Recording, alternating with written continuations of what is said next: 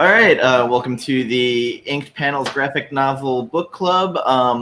So far, it's only Gambit and I. Jen is on her way in after her conference call. This was Gambit's pick of the month. It is Black Science Volume 1, How to Fall Forever by Rick Remender, Matteo Scalera. And for those of you who have watched the show know, Jen is going to have some opinions on Rick Remender. It is a given. She reread Low and was not a fan. Not a fan. She hates Greg Takaccini's art. Oh yeah, she said it looks like he watched porn as a 12-year-old and then has that idea of a woman in his head for every drawing. I mean, that's how all of us got an idea of how to draw a woman at some point. Pretty much, like I'm sure, like there's at some point during your formative years you saw your ideal woman, and then that's what you started drawing. That is true. Also, if you grew up in the 90s, you had this bad representation of how they skinny. were supposed to be drawn, like super tiny waist, holding. Well, even the models back then, that was like all like super like size zeros. Yeah, exactly. Like super skinny, right? Huge boobs. Oh yeah, I mean, especially during the early image years. Big hair, big boobs. Exactly. All the hair, big tits, and a huge gun. So I don't know, like how on social media you've been.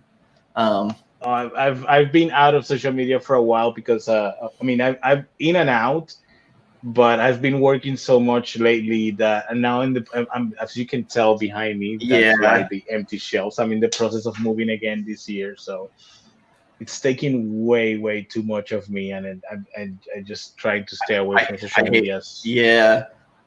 So there is a Rorschach book coming out by Tom King and George Fornes, or Jorge Fornes, and Jay Lee was hired by DC to do a cover, and then Tom King decided to go on social media saying, well, he did a cover for Cyberfrog. He's Comicsgate. So Jay Lee famously doesn't have social media and had no idea what Comicsgate even was. Okay, so damn, I know that. Wow, I mean, good for Tom for, taking a stand. But here's the thing: Jay Lee was never talked to. He literally has no idea what Comicsgate is. And but yes, because of Tom King putting it out there, all of a sudden, Jay Lee starts getting calls from companies saying, "We don't think we can do business with you anymore." And he doesn't understand why. Yeah, that's so shitty. finally. So Tom King's like, oh, well, I called Jay Lee, and turns out he doesn't have Twitter, he doesn't have social media, so we're all good. Jay Lee this morning goes on Instagram, which usually he just uses to dump art. He goes, we're not all good. You tried to hurt me professionally. We're not good at all. Damn. Yeah, and Jay Lee never posts anything, and he's like, yeah. My dog died. I'm here trying to like celebrate my dog's life and bury his ashes. And you ruined this for me. Wow.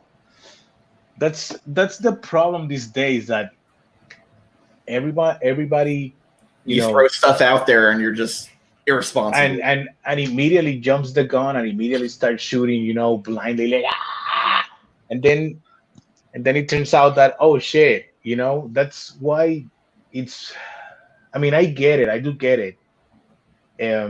I recently learned that a company, it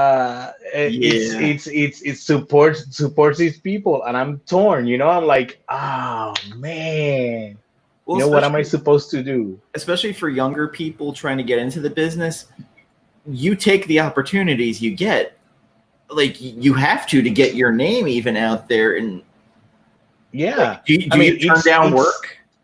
I mean, they purposely prey on people like that. I mean, let me not say prey. Let me not say the word prey. But it's known. It's a well-known fact. It's a well-known fact that these companies take advantage in many cases of the artist and the creator, because they know they're so desperate to be published that they will agree to maybe some shitty deal. And I'm not gonna lie to you, I would agree to a shitty deal if it means that I'm going to draw a cover for a Lobo book. I'll be like, fuck yeah, I'll do it for free. You Yeah, I know? mean, like Jay Lee, he's a work for hire guy. Like he's a gun for hire. He doesn't Yeah. really, he does covers. He's out. I mean, I honestly believe like he literally had no idea. He's in Korea. He doesn't go on social I media. believe it. I believe it. I believe it. I believe that he was unaware of what Gates was, because it wasn't until recently that I learned what Comic Gates was. And if you're not on Twitter, I don't know how aware or not you would be. And if the sites aren't in your normal language.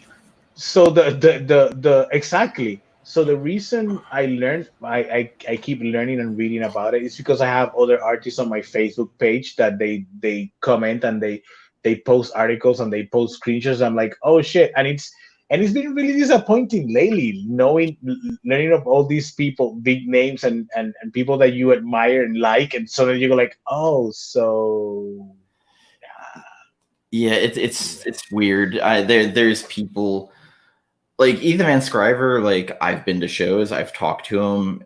He's been nothing but kind to me. That's what I keep hearing. But then you see these other. I don't know him. I've never have interacted with him, so I legit can't talk about what I read and I see, and I see on articles and Twitter, and it's kind of like I said, it's disappointing and kind of shitty. You have these people that are, when you meet them, because some of these people I've met, and you go like, ah, man, he was so fucking cool, and now it's supporting these shitheads. Yeah, like I mean, I always say like the gold standards of creators I've met. Michael Turner, when he was alive, was one of the nicest dudes I've ever interacted with. George Perez, also one of the kindest, Yeah. most gentle people you'll meet. Yes, that is true. And then there's been some guys I really respected that I met that broke my heart. Neil Adams was one of them. So I never actually got to meet him. I've seen him. We've been at the same convention a couple times. Have we exchanged good mornings? But his good mornings has always been like, like, okay. So, and I get it. I get it. You're tired. You're stressed. It's a big convention. It's 10 a.m. You don't want to fucking be there, because I feel the same way. I totally get it. Oh shit, Jennifer. But sometimes, before I let Jennifer even introduce herself, let me finish this train of thought real quick. But sometimes I feel, when I go to a convention, or when I go to a show, or when I go somewhere, I try.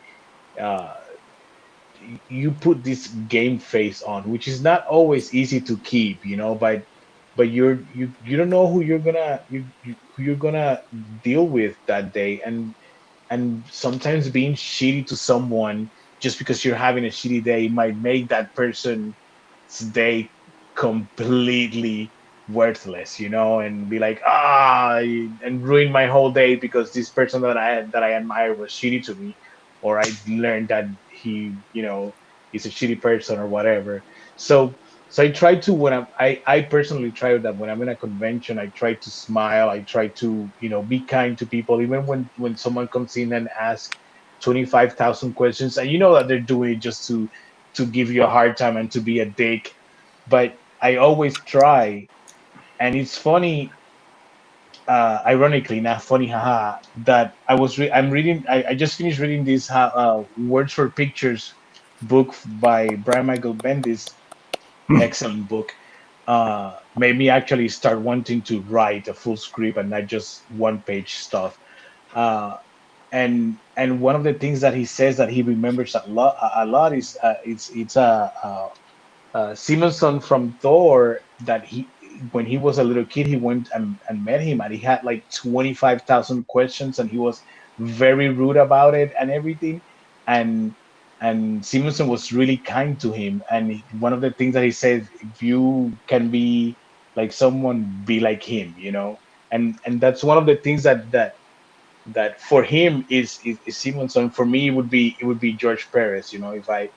If I'm going to try to emulate someone, when it comes to dealing with public and people in front of a table or a convention or whatever, be kind, be nice, be courteous, you know, because you never know who you might accidentally help, you know, and made their day. Like maybe that was it, you know, maybe that day you're like, oh shit, this is it. I'm gonna fucking kill everyone in this fucking room, you know? And then you're like, and you know, it's funny, but right now that shit is a fucking possibility, you know, that shit can actually happen. And I think about that stupid thing, and you're like, if this person wakes up one day, it's like, oh, I'm gonna kill everyone at this stupid fucking convention, fucking nerds. And then you're like, hey man, what's up? Good morning. Hey, well, here's a book. Oh, you know, here, have a free print because you bought some books and you seem like a cool dude. And then he leaves like, oh shit, maybe not all nerds are shitty and maybe I don't have to kill everyone, you know? There was a documentary Jen and I watched called Scream Queen. It's about the actor who was in Nightmare on Elm Street 2. And at the beginning, he's heading to a horror convention, and he's like, you know, I have to put my best face on because for some people, these 6 minutes that I spend with them is the highlight of their day. You know, I'm someone to them. Yep. Hi everyone. Okay, so I'm gonna jump in here. Hi. Hi. So like for me, like my perspective, because like a while back, like I was trying the like behind the table like stuff at a convention, and now I just, you know, I'm in front of the table, like whatever. And at the end of the day, like I think back to like the customer service experience that like I've always given as someone who works in customer service is, you know, if someone has a bad experience at a store, then they're going to tell like 20 people about that bad experience. But if they have a good, everyone, but if they have a good experience, and nowadays it's like, you know, they're going to post it on Facebook or do a Yelp review or something like that. But if they have a good experience, they're probably going to tell one, maybe two people. So, and I think that's always whenever I have either been on like whatever end of like a convention experience, like I think about that, like I think about customer service. And there's people that I've met who are just absolutely like glorious, and I will carry that with me forever. Like David Mack, I met in Miami years and years and years ago, and he was just one of the most incredible people that I ever got a chance to meet, even though it's such a brief moment.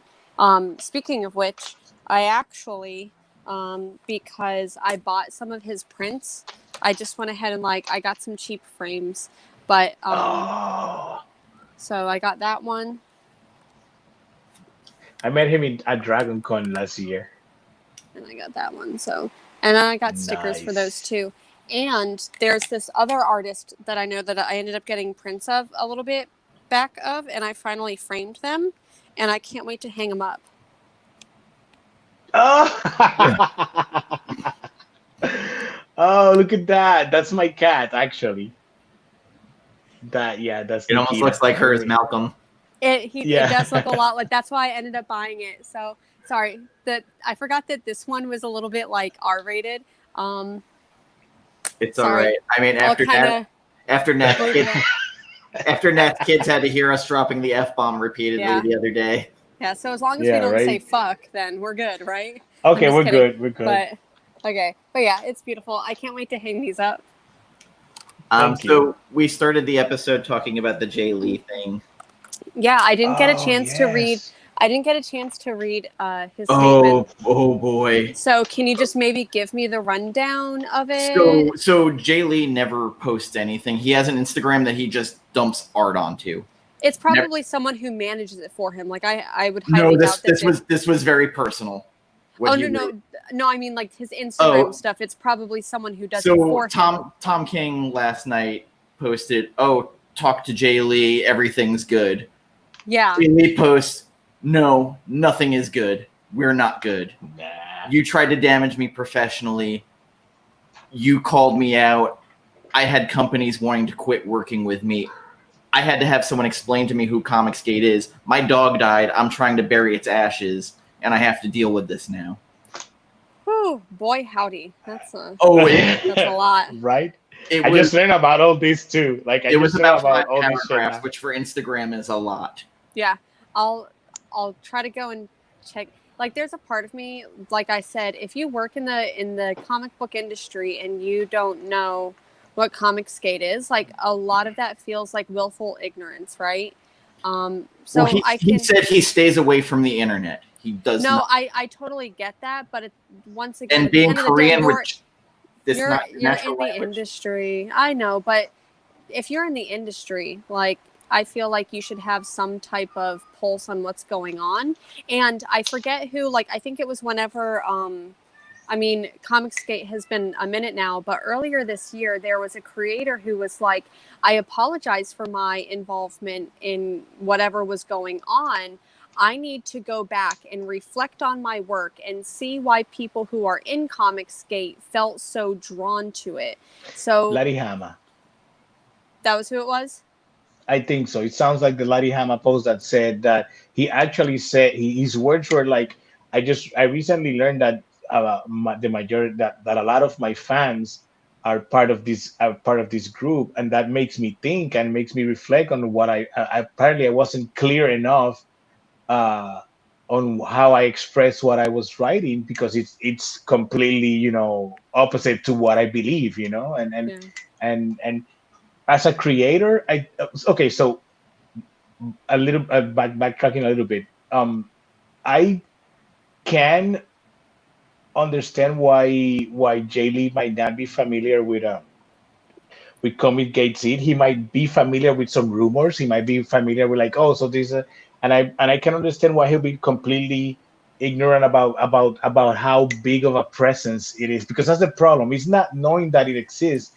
It's not knowing how the actual presence it has, because it wasn't until like maybe a year ago that I learned the words Comics Gate for the first time, and it's already been a few years, but it wasn't until like maybe a year ago that I got the word, that name, and if every time every day, every week you learn about more uh, Yeah. creators that are part of it or support it, and you go like, oh man, this is kind of Yeah. shitty, with To, something that we and mentioned earlier. to me, it's almost like a time to also, like I said, reflect on your work, and to, if you see the ideals of what they say and you're like, um, I may have opinions on whatever latest comic book is coming out and a particular creator, and I don't agree with this creator style. It also happens to be that this creator is part of a minority and it feels like a forced whatever. But to me, it's like, if you need to distance yourself at least from the harassment and the, I don't know, cancel culture that Comicsgate has been a part of for such a long time. Like they're part of that cancel culture, like on the other side, I guess. So I think that this would have been a good time for him to say, I do not agree with what he they did. have been doing. He said, I'm aware of it now. I don't want to be involved with it. I don't want to be included with it. Like, And I'm an artist. I'm reading the tweet now, the Instagram post right now. And one of the things he says, I'm seeing firsthand how fast lies are spreading. Let me be clear. I am not part of any group. Mm-hmm. And one of the things that I read lately is that they're even saying, this legit pisses me off. Not because and I'll tell you the reason it makes me angry. They're using Darwin Cook's name, Yes, and saying that he would be part of this group, that he would be part of this or that, right? And the person that you can say knew him best in the last few years of his life it's his widow. And these people are going even against her, saying like, you don't know what you're talking about. Like, well, even what? Ethan Van Scriver had to jump into that discussion on Twitter and say, knock it off. Don't even. I don't think we need to be painting EVS as a no. here. But I'm saying in this one scenario, he said, "Leave her the fuck alone." Yeah, I mean, at what point? Okay, so at what point, and that's when I say like that. That's when I mean, that's not when I draw the line. I drew the line a while ago. But those are the things that I take, that I go like, okay, so whatever little bit of credibility you might have in your argument, just goes away. Not that they had any credibility in their argument, because I feel like some of their arguments, it's just nonsense. So, have you So prepared some your people, statement for when people start going, well, you work for you did work for hire for a company that oh, I mean, what happens is that I am not big enough for anybody to care, So 10 I'm years from now still, they'll pick it up again? So are I'm you gonna still. donate all of the profits or all of the money you make from it to like a charity or something? Okay, so I'm gonna tell you this. I donate books. I donate books every year to the local library and a local school, and all that profit amounts to maybe $200. That paid the bills like 2 months ago. So, Yeah. I mean, I get it. I understand. I understand, and I get why Tom did what he did. He felt like, okay, he needed to make a stand, but Talk to that person before first. but before we make a stand, I feel like anyone deserves some respect, especially a professional, and some like, hey, so were you aware of this situation? No. Oh, you were? Okay, so I'm letting you know right now that I don't support that, and I don't want anything to do with that group, and I'm gonna make sure that everybody knows, there's I feel like there's some etiquette that that we have lost because of the access to Twitter and a bunch of The other shit. instantaneous like response to it. Yes, And like um I no, I interrupted you. You go on. okay, sorry. So like I feel like me, if it was me in that situation, I would have handled differently. I would have reached out. Hey, so man, this is what's up. Do you know that what this is, who you were working with?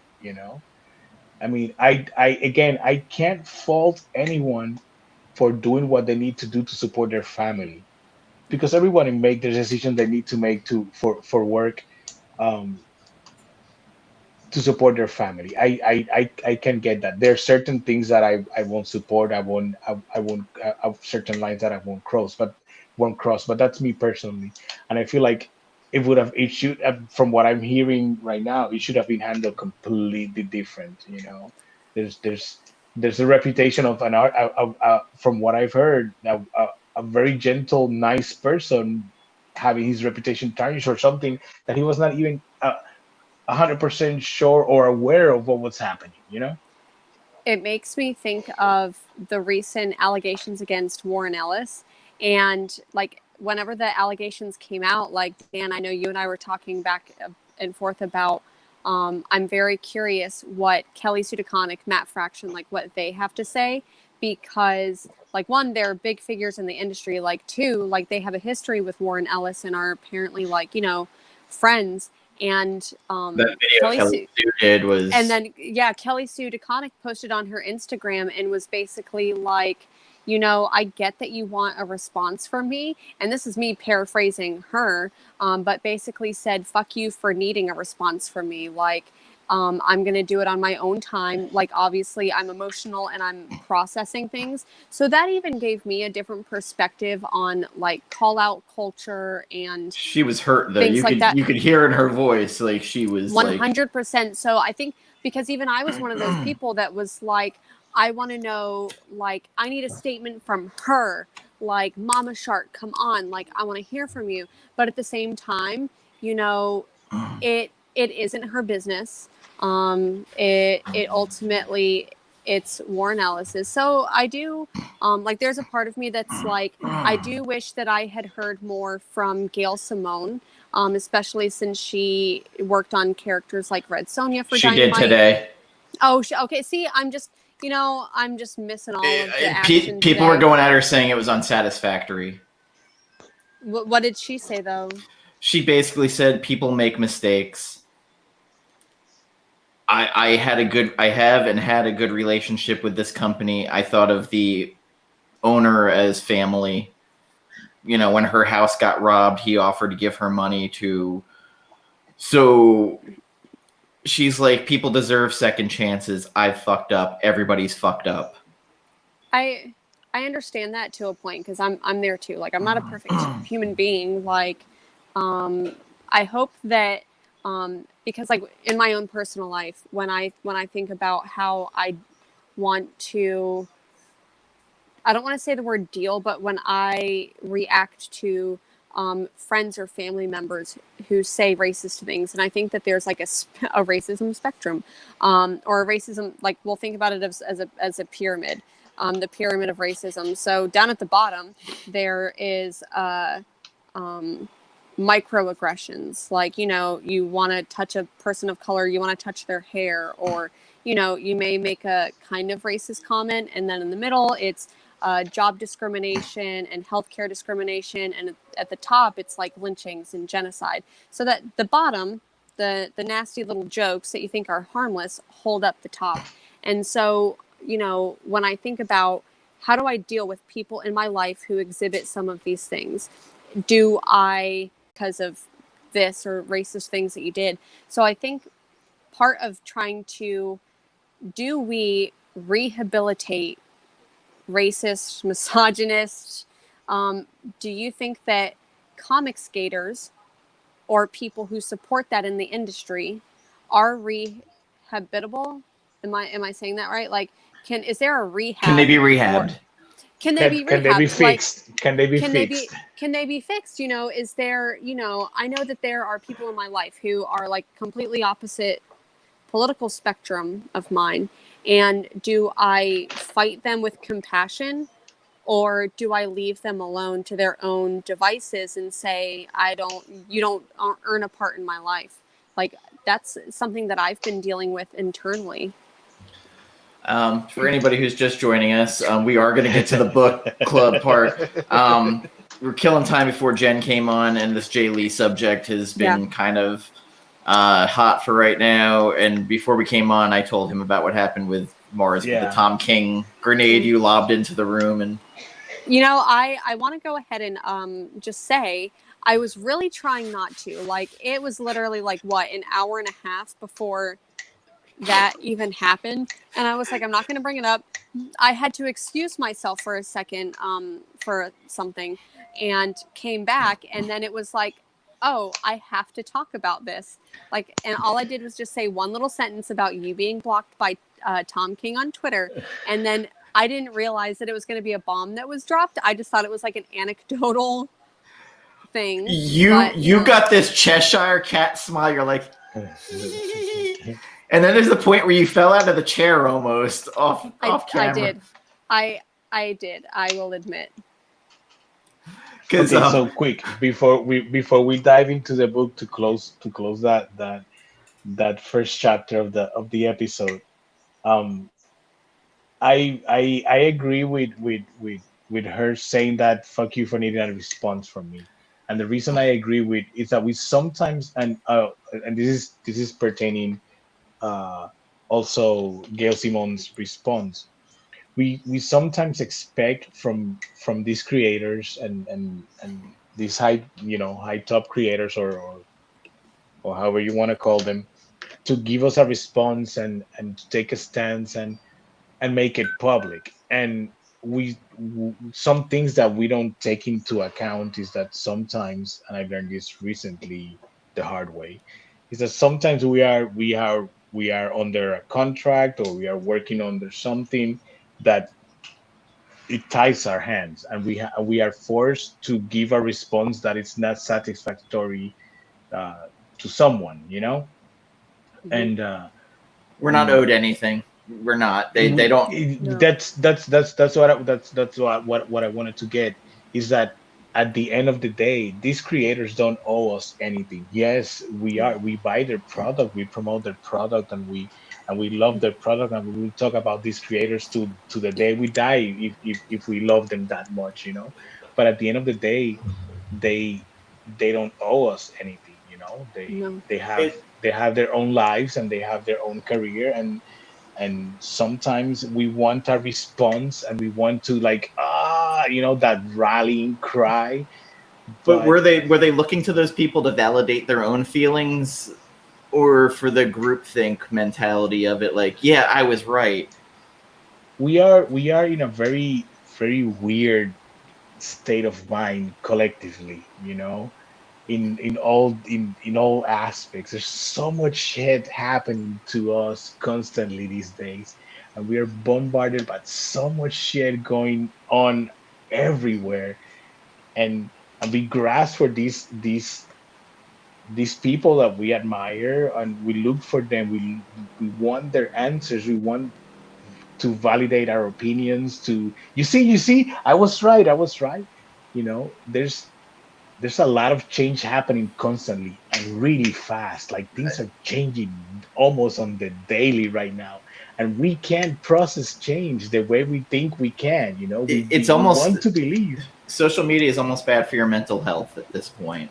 Almost. It's right now. It is like almost exclusively. Sid got rid of all her social media now, so I can't even talk to her because she said she was doom scrolling into oblivion.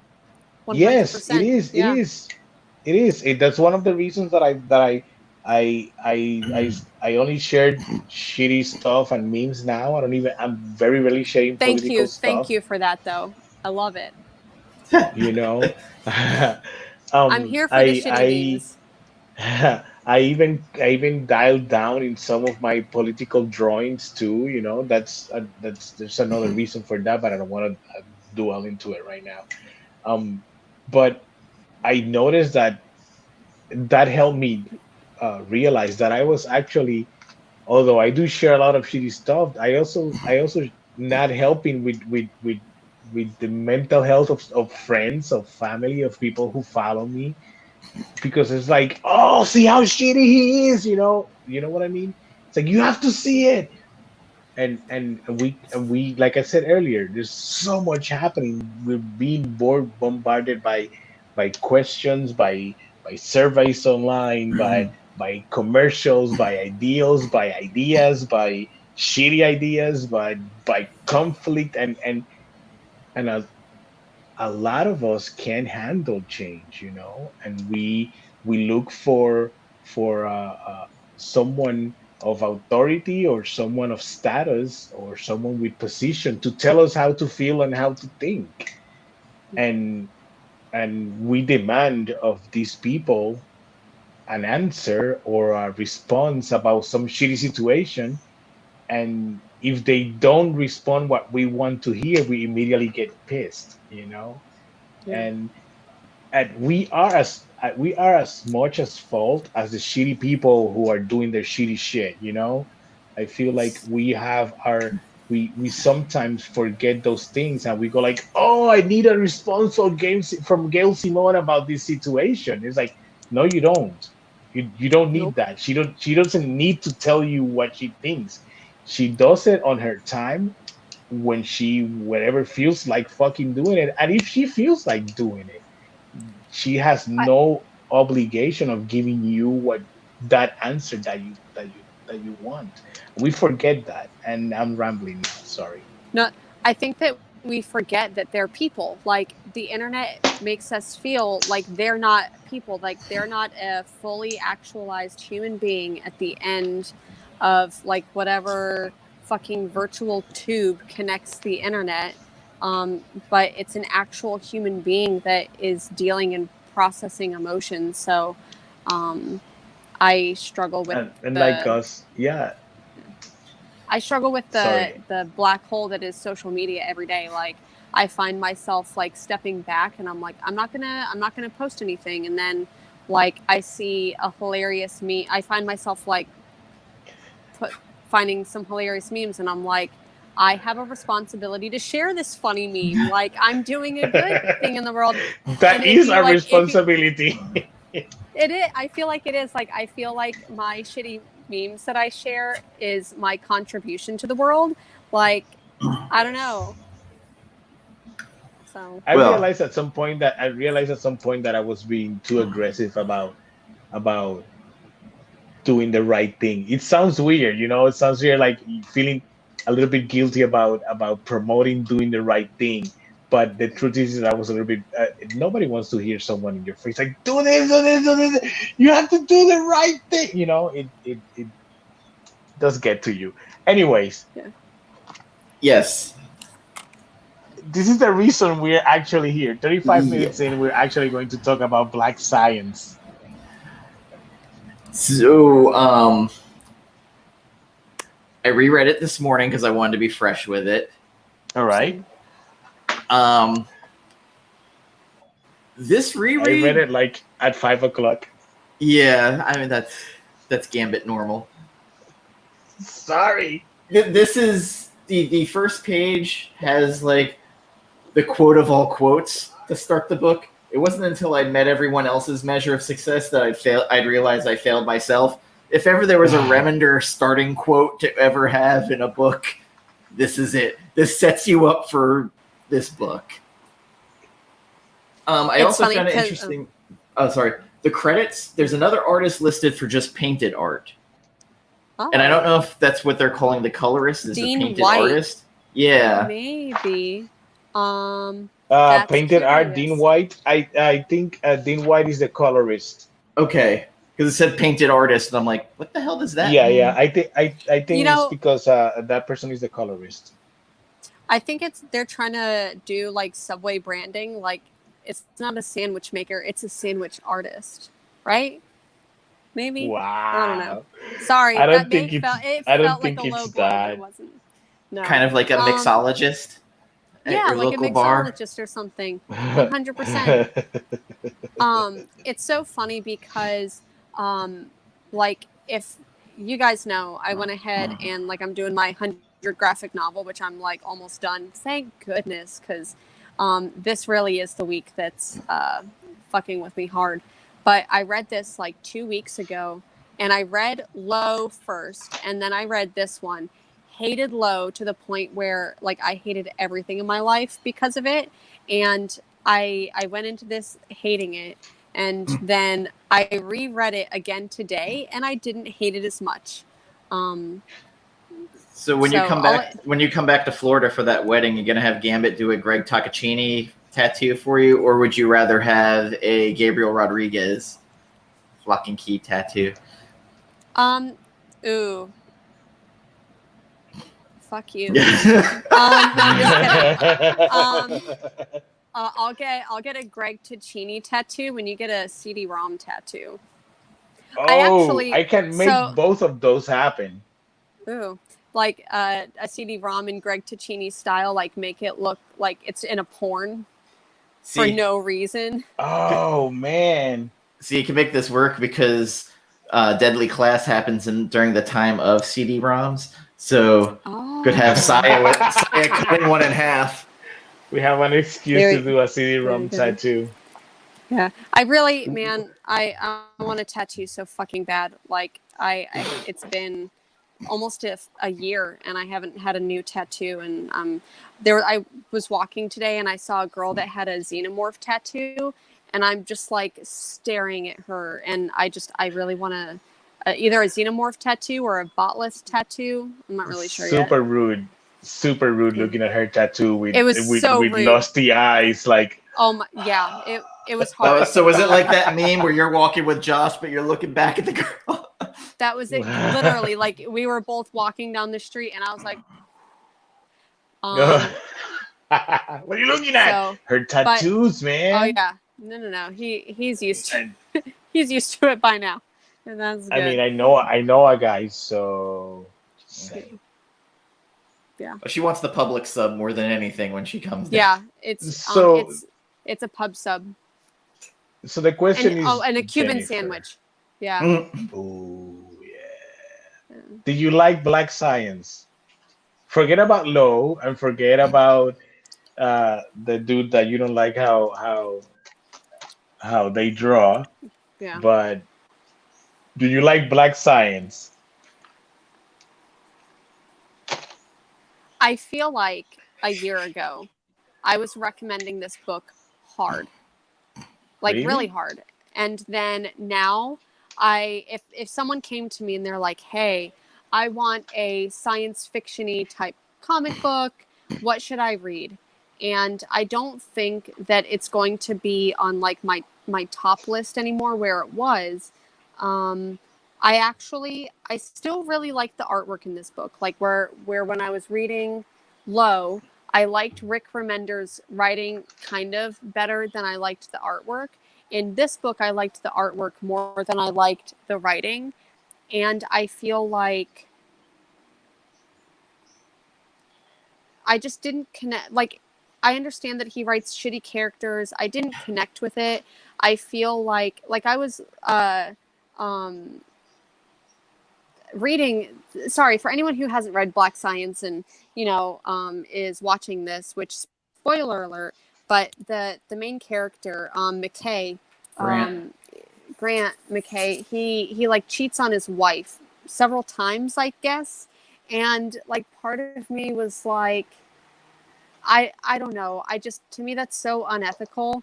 Like, if you want to fuck someone else, but be honest about it. And I'm like, dude, just get a divorce. I don't know. So I'm not going to get into like that. And I'm just like, is Rick Remender, is this his, like there's a conspiracy theory that, what's that director's name? Stanley Kubrick did The Shining as a way to confess to having filmed the moon landings. And there's a whole like conspiracy theory about it. And so like, wait, what? Yeah. Room 237. It's a documentary about conspiracy theories about like the rug in the Overlook. They say is the Cape Canaveral. And he has like a NASA pad. shirt on, a NASA sweater on, and like all yeah. So Room 237, read it. So to me, Watch it. I'm gonna On go a little Netflix. bit conspiracy theory here.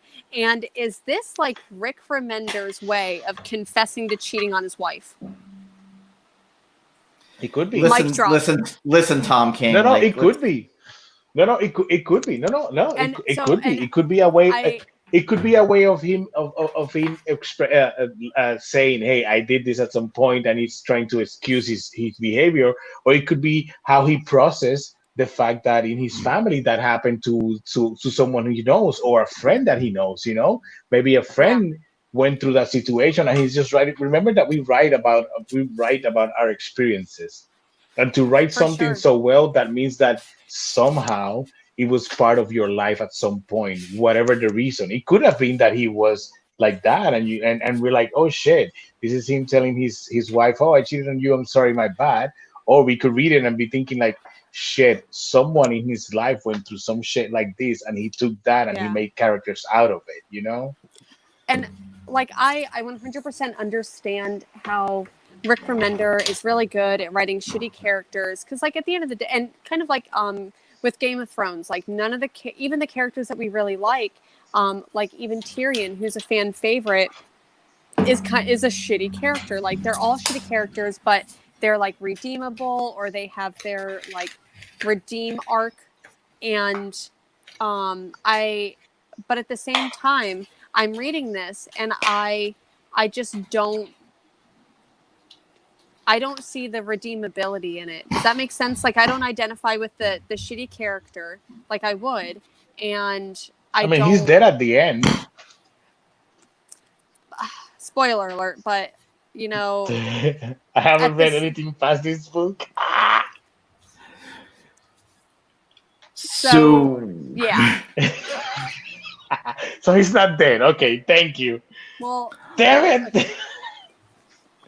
It went on for like 35 issues. Yeah. No, I know. I have like 4 more trades after this. I just haven't been able to read them. So on my read of it, I realized that Grant McKay might be the worst character he's ever written. I hadn't reread it since. He literally is the biggest bag of shit, and during the book they keep saying, but it keeps like going like, but he's trying to save his kids and willing to do anything. I'm like, yeah, but still. And I kept saying, yeah, but still. And I don't know, like, and part of me, so because I love like real science, like not in fiction, but I love like I don't want to say real science, but whatever. And one of my heroes is Carl Sagan. So I'm actually like, I don't know if you see it, but I'm wearing the Golden Plaque T-shirt. Like seriously, I'm a really big science nerd. So anyways, he invokes Carl Sagan's name and quotes Carl Sagan in this. And as soon as he did that, I wanted to burn the book. And maybe that was just so I was just like, fuck you for invoking Carl Sagan's name in this. You take it back. You take it back, Rick Remender. You sound like me when Tom King. back. You sound like me when Tom King invoked Frank Miller in one of the issues, and I was like, "Fuck you for stealing from Miller." Oh, Frank I mean, Miller, Claremont stole from Miller for a while, so yeah, Claremont's a better writer. But I mean, that Carl is true. Sagan That is is a true. saint. Carl Sagan is an absolute saint, and so yeah, that was my like overall thoughts on the book. Would I go ahead and recommend it? Maybe not. I'll probably recommend other stuff. Knowing where it goes, there's something that happens early in the book where in alternate reality, Grant and his wife show up, and hey, Vigilante. Hello. Lovecraftian porn games. Okay. Oh, that sounds like fun. Sounds like hentai with some tentacles. I mean, that sounds like hentai then. Yeah. I love getting those previews. Thank you. So fuck it, I'm gonna spoil the shit out of this. I'm sorry, Gambit. Yeah. At this point, don't spoiler worry about alert it. for anyone who's listening. Maybe take your earphones out. When Black Science ends, the whole series, the kids are dead, and him and his wife jump to alternate realities to steal other McKay kids. So they basically do exactly what those people were doing that he was damning early on. So like cyclical, it comes back. I was not emotionally prepared for that. Yeah. Again, he's a shitty person. What I will give credit to, though, and I'm not sure if it's the chicken or the egg, Matteo Scalera's art really pops in this, but now I'm wondering if it's Dean White's coloring is what's making it pop, because the reds are very strong in it. Just kind of like taking a look at some of the artwork in here. Like I still like just the, black and white. I still thoroughly enjoy that style because it's like messy but clean. It's dirty. Yeah. It at some point it reminded me a little bit of Shane Gordon Murphy. Yeah. Yep. I thought you were gonna say Ramita Jr. I was gonna say fuck you, no. Sean Especially Gordon with Murphy. Tokyo Ghost vibes. Yes. But Tokyo just Ghost? not that Yeah. much. Not that much. Okay, so my take on the book, I really like it. I liked it when I read it. So quick story. Before I moved to here to the States, to Florida, I had a podcast in Puerto Rico called Comics Media Box. And I had a weekly recommendation book. And this was one of the weekly recommendation books. So in 2014, I think, one of the last episodes of the show, I recommended this book. I remember I read it. I was not going to read it. One of the local stores was paying for a sponsorship of the show. They would pay for commercials in the show. And one of the agreements was that I was gonna go get some books for the store, and this is one of this one specifically. This one was one of those books that I got. So this book comes with me from Puerto Rico, and I liked it a lot back then. I enjoyed the shit out of that book. I was like, holy shit, to the point where I bought volumes 2, 3, and 4. Even though I haven't read them, I still have volumes. Other volumes, and I'm planning on getting the rest of them because I really want to read more about it. So today I decided I needed to read the book for tonight. It's like, oh shit, I haven't read the book. Let me just go through it and I will remember the important things. So I reread the whole thing. I didn't flip through the pages. I reread the whole thing, and I still enjoy it. I thought I was not going to enjoy it a second time. I was a little bit afraid that I was not gonna enjoy the book reading it for the second time, and that would have disappointed me a lot because then that'll mean that I wasted money on the other volumes that I was not ever going to read again. But that was not the case. I actually enjoy it. I like the pulpy feel to it. I like the weirdness of it. I feel like it's what Oh, Fantastic Grant Four, Grant not McKay Force. basically is Mr. Fantastic if he was a complete fuck up. It was a complete fucked up. I get the shitty character thing. I understand that. I feel like he's not a character for us to relate to, in a sense. I don't mind reading about a shitty character, even if he's not redeemable. Uh, if the whole of the story is entertaining enough and engaging enough that I can take substance from everything else and just the shitty parts of this character, just it's just making him a shitty person. um, I've had to learn to handle a shitty person in real life for years. Like, you're just a shitty person, but yet, I still have to deal with you because I don't have a fucking choice or whatever. Um, so it's if since the whole of the book I did enjoy the story. I did enjoy it feels spontaneous and I'm sorry about the bird. Sure. Church, thank you. I was like, what is Um, that? No. yeah, that's Church making noise. He's just saying that he's happy. That's how he's saying. Yes, Oh. buddy. The thing I'd say about this Um, book, it's relentless. yes, it goes from and then it's over. Yeah, It was there's a no quick breathing room. read. Yeah. It was a quick read. There's no breathing room for you to feel much about these characters. So I met these characters right now. They're in a really, really shitty, fucked up situation. They're. I feel for the kids.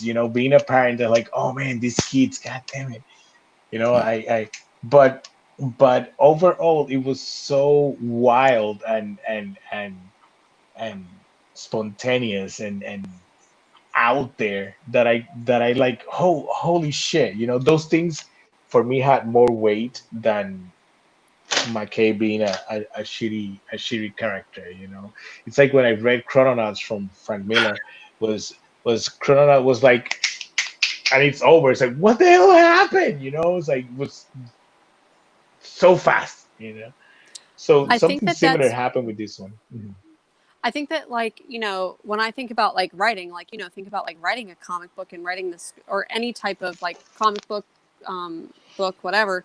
Um, you're typically told to start at the beginning and not before. Like, start at the moment, start right before the bomb is about to drop, and like that's what keeps your reader reading it, is because you're trying to like solve this puzzle, or you're trying to, the world's going to end in 5 minutes, and you don't start at like a year before that. You start like at the 5 minutes.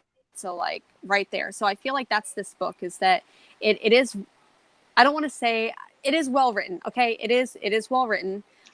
Where like all of those, like, okay, where there's no missed time, there's no dropped time or anything like that.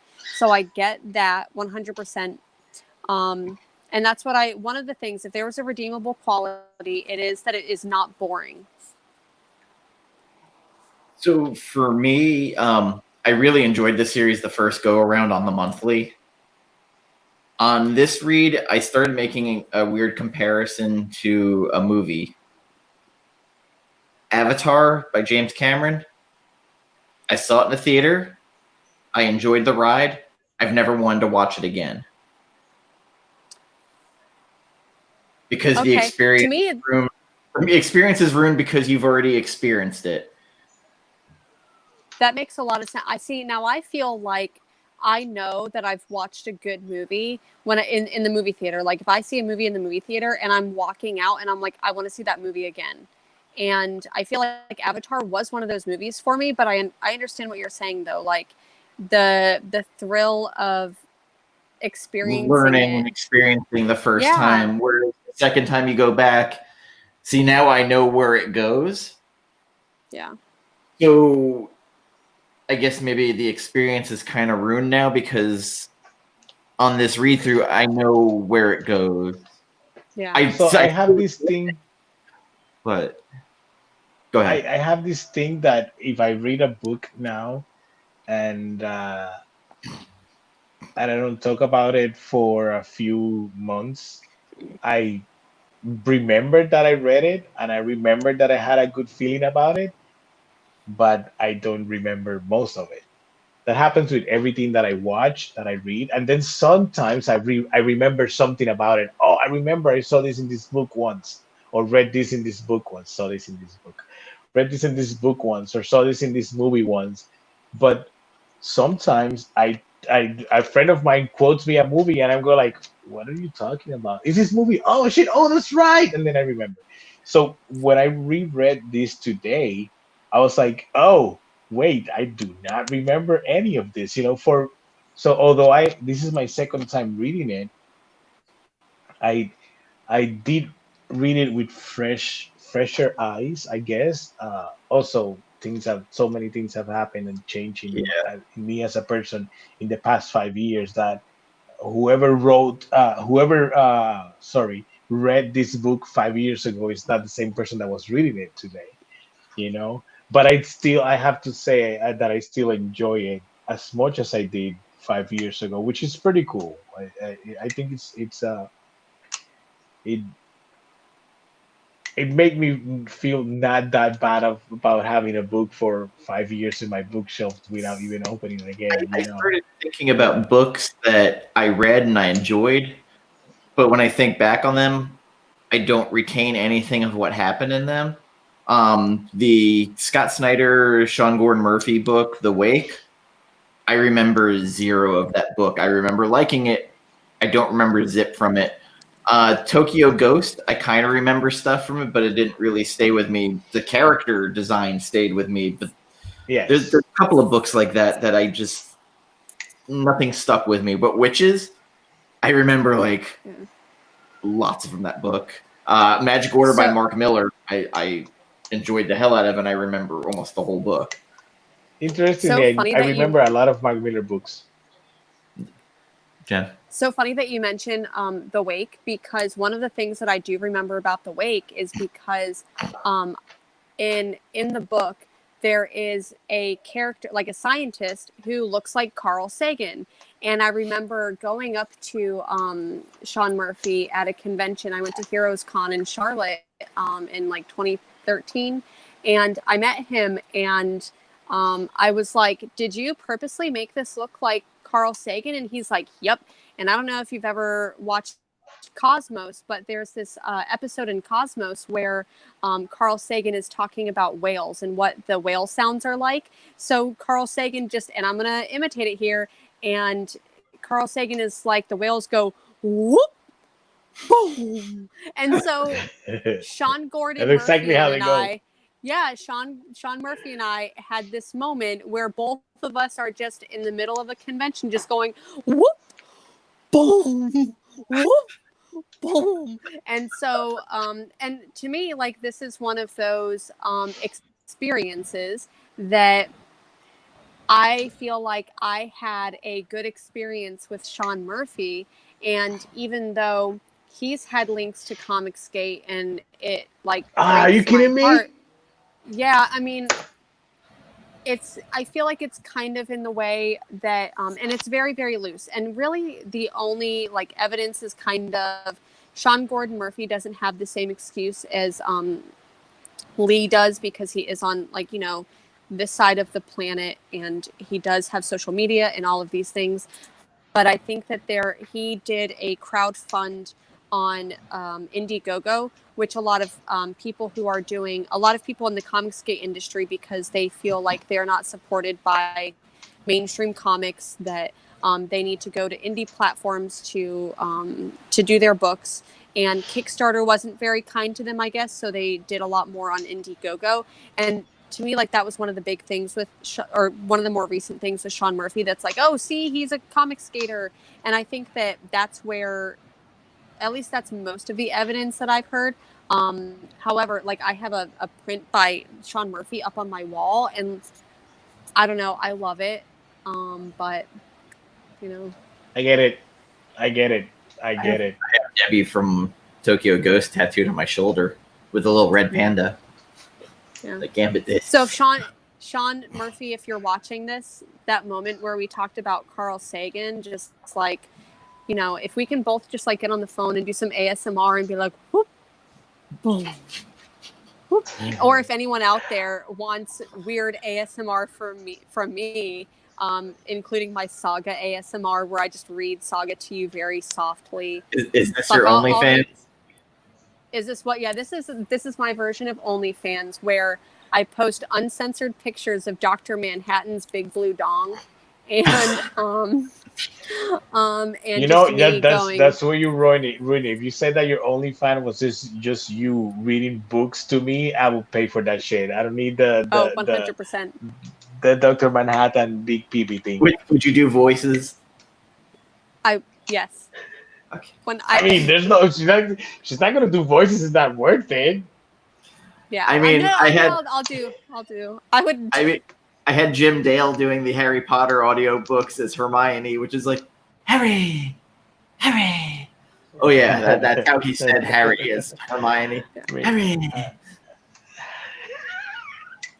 Oh, there's an old British dude who was doing a suck off on Game of Thrones book 2 or 3, like reading it like, and then he went down on Ygritte, giving her the Lord's kiss. Oh, Jon Snow, wow. You know something. Oh yeah, like this is some R-rated stuff here, man. That you need to calm this down.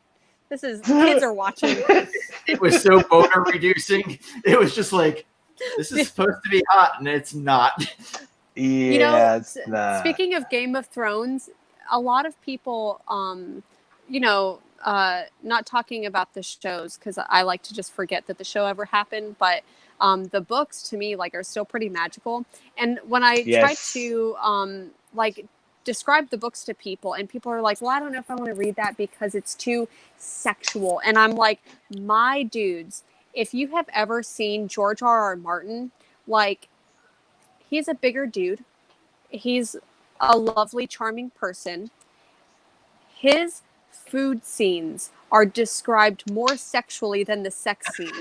So, like, if you think that the Game of Thrones books may be vulgar because of the show, let me tell you, you want to fuck that food.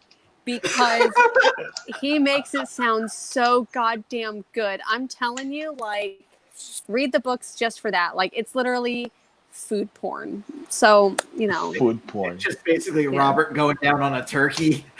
Yeah. Oh, come on. No, like, literally, like, and as he grabbed the giant wing or, like. Yeah. It literally was like he sucked the meat clean off it. It's like, what the Suck the meat clean off that bone. I mean, talks about wine quite a bit too. Yeah. And like the I can only hope we get censored because of this. We get flagged by fucking YouTube for pornographic material. Oh my god, that'll be hilarious. Yeah. I honestly thought, because I posted, I know that on Instagram, because there's been some recent legislation that's come across that's and there's I think it's called FOFSA. I can't recall it, but sex workers who use social media platforms to promote things like OnlyFans and other things that they do, like Instagram will flag certain words and things like that. So even just saying like OnlyFans or something like that can get it flagged and taken off. And I'm like, man, this is the content that I'm going to end up like getting taken off of Instagram for. But then I just continue to post shitty memes. So I'm like, best thing I heard today is that 2020 is still not as bad as the 8th Game of Thrones season. 100%. Wow. That really puts this year into perspective. So I had this thought, if 10 minutes to midnight this year ending, we don't get Grant Morrison and Alan Moore having their wizard duel or fighting to save the planet for 2021, this is a failure. Maybe they're working on it and we don't know. That's the reason we haven't gone to shit. Because Alan Alan Moore Moore and coming Grant out. Morrison are fucking making magic and shit and have a fucking magical seal around the world right now with their knowledge. Alan Moore so coming my out partner, with dreads and giant beard, yeah. robes. Someone once came up to my partner and was like, you should do, because he draws, and someone was like, you should do a comic book about the year 2020 and call it 2020 Vision. Yeah. And I think about that dude every day this year. And I'm like, I think about him every single day. So if you are out there, fuck you, dude. So like, I literally, ever since you showed me that tweet with the how come more comic writers aren't wizards, like Alan Moore and Grant Morrison, that meme has stayed with me. And I'm just like, yeah, why the fuck aren't they fighting yet? It's been years. Like, maybe we don't I need know. I need that meme. I'll send it to you. So okay. Maybe So are, you know we how just don't know. you know how I told you that I believe that Alan Moore eats hundreds and hundreds and hundreds of years old and he knows shit that we don't know and that he's like, and Frank Miller is just angry and Neil Gaiman he just knows he knows where that door to other realms is. So yeah, I am pretty sure that Grant Morrison and Alan Moore are magically protecting the Earth right now, and in between those, they have their differences. Like, no, we should do it this way. No, we should do it that way. And then they go like magic, and I mean, I'm hoping they Alan go Moore back to like, oh wait, magic here again. I'm hoping Alan Moore right now is like putting runes down against Tom King for doing the Rorschach book. Okay. I think I have a theory. So maybe Alan Moore has already told us how to defeat whatever evil's going on in the year 2020, but he put it in Jerusalem. And does anyone know anyone who's actually fucking finished Jerusalem? No. Like, if there's not even the audio out book there who's, like, I don't even think that, like, did Alan Moore even finish Jerusalem? The audio book was, Did you imagine that? the audio book was 27 discs. 27 discs. Okay, so I'm telling you, the secret is in Jerusalem. You start reading that book, and when you finally hit chapter 57, he goes like, I am surprised you're still reading this. Like, what the hell, man? Like, legit, this is just a test. I can't believe that you are actually still... Wait, you're still reading? Like, come on. This is a test and you failed. That would be like... it took us like 4 years to actually some of the get... iBooks have interactive content. That would be the content going, you still here? Alan Moore just pops up. Hey, mate. Someone finally summoned me. Right? I told you guys how to get past 2020. You guys did not listen. You did not read my book. You assholes. What book was it? Jerusalem? Oh, nobody read that shit, man. Nobody read it. Cinia and her partner like tried reading it, and she's like, he gave up. Yeah, that's what I'm saying. Like, I do not know anyone who's finished this book. So maybe what we need to do. That's your challenge. Not for. I think you broke a switch there right now. Like something just snapped. Like After this month, I'm kind of torn because I'm like, after this month of like going through, and I'm like, I'm there. I'm at the end. But now I'm at the point where I'm like, okay, I can't read anything that I haven't read before. Like, I'm gonna finish this month off, and I've got no. Sorry. But I am gonna finish off, and like my last 20 books are gonna be East of West and Saga. Like those are gonna be like my last 20 books, and I'm gonna reread.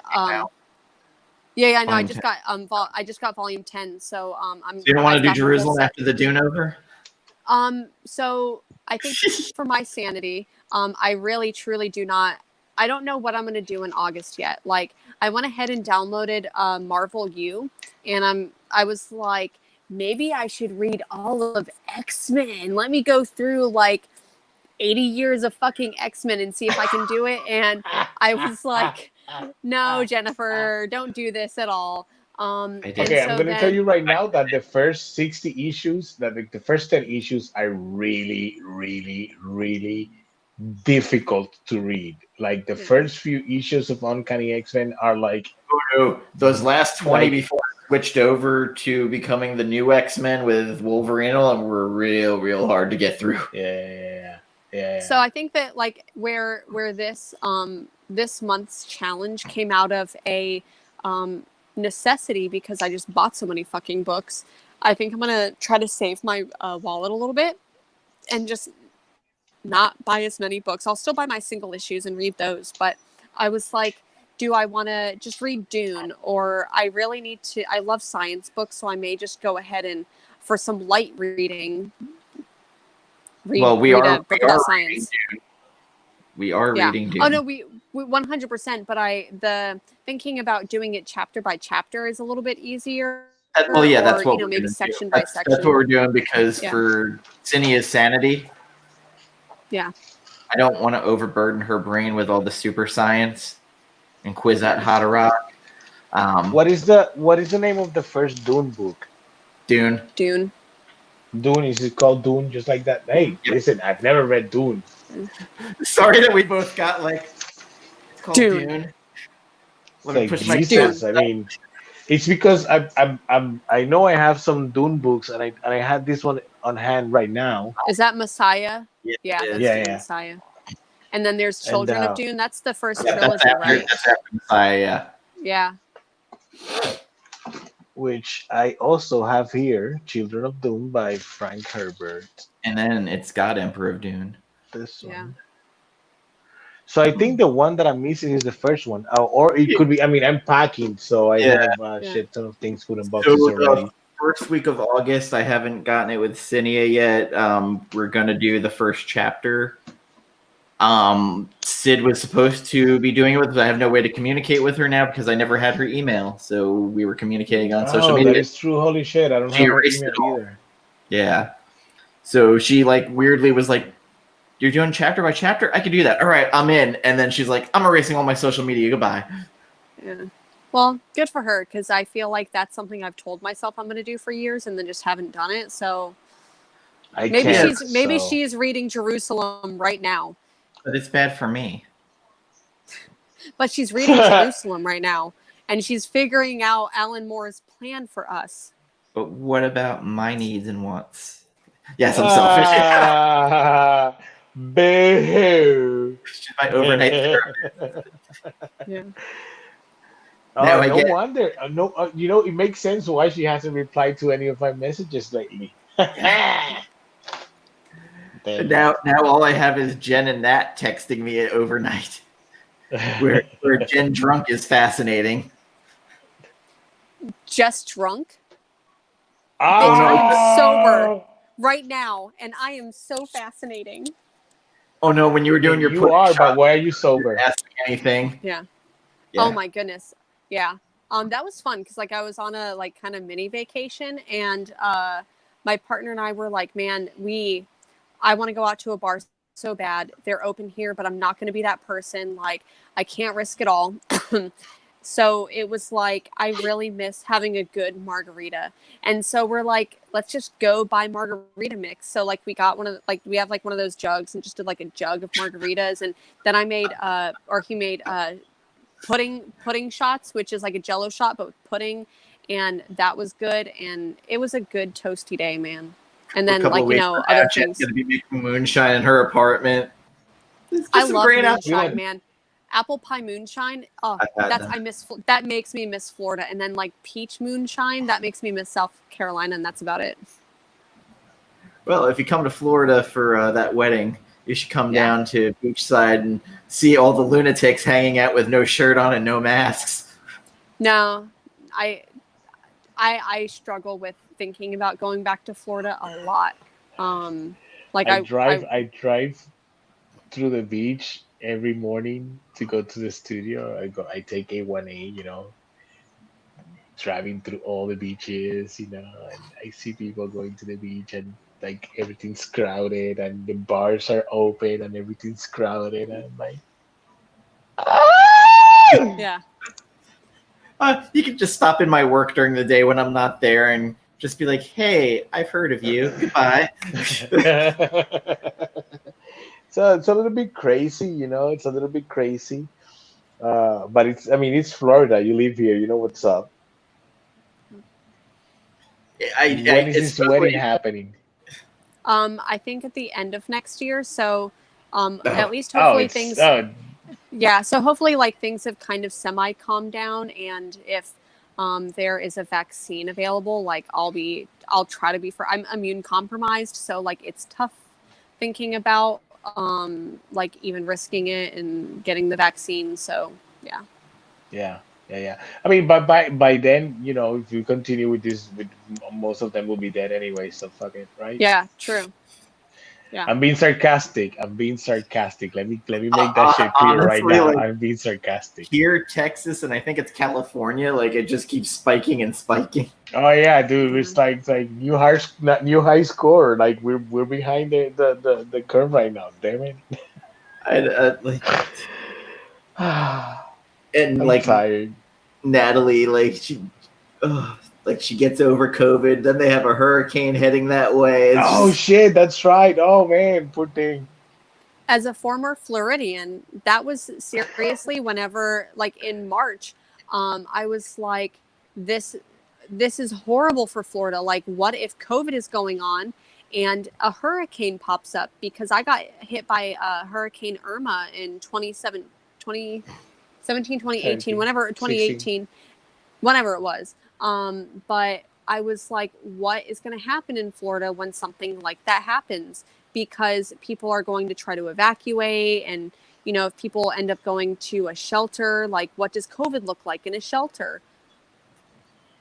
I mean, it's not that different right now than right now. Yeah, Let's be honest. People are crowding everywhere, so it's yeah, putting them in a shelter or either way, putting them in a bar. It's you know, you get drunk in a bar and not in a shelter. because at my work, That's the like only they difference. basically are like, all right, unlimited overtime, and by overtime, you're staying. yeah. So they made the overnight people Damn, stay till 9:30, 10 a.m. to help load plywood last year. Mm, yeah. damn.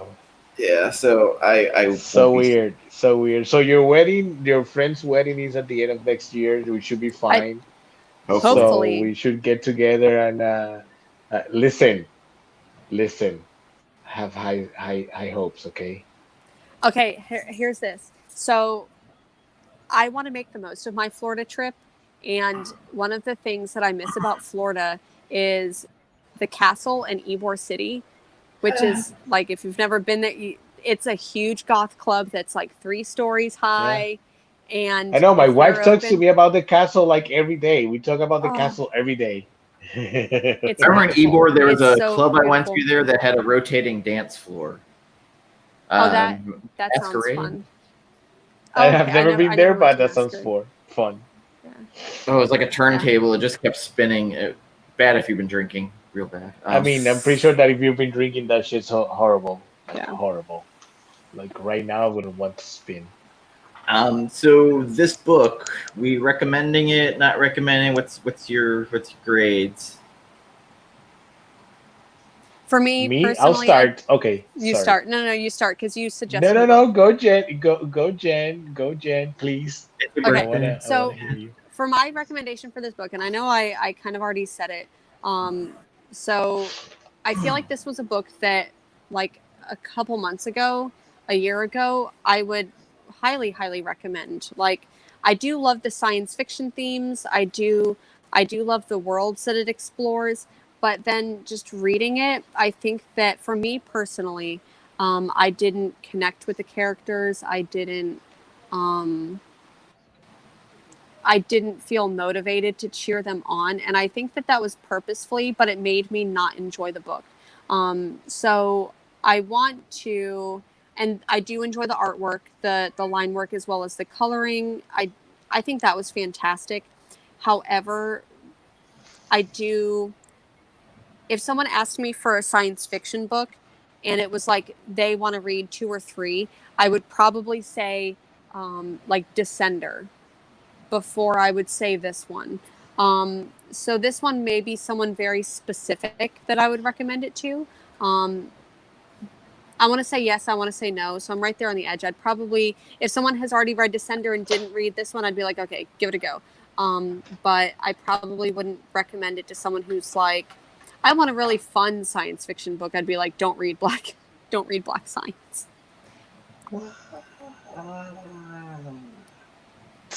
Gambit. I would recommend it.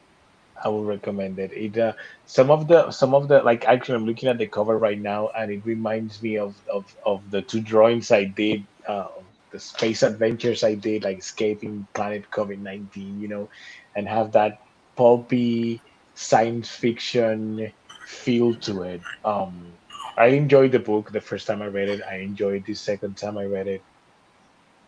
Uh, I would recommend it. I would recommend, like, I feel like I still think that it's a good book, that it reads well. The art is beautiful, and the colors are fucking great. So yeah, I would recommend it, and I would recommend it, if I when I recommend it, I would be like, yeah, so this is a good science fiction book. You're probably gonna enjoy it, but just be open-minded that legit anything can happen. And the introduction of this book says expect the unexpected, and that is a great tagline for this first book, expect the unexpected, because a lot of those things, even though I already read it, I was like, oh shit, I was not expecting that. So I feel like it was still a good read, like 4 or 5 years later. It was still an enjoyable read, a fun read, and yeah, I would recommend it. I would legit recommend the book. Give it an 8 out of 10, honestly. So mine would be, if it's your first time reading it, I think it's enjoyable. The worlds they go to are fucking insane. This first volume happens to have the techno shaman. The I don't know what else to call him. It's a good name for it. Interesting looking character.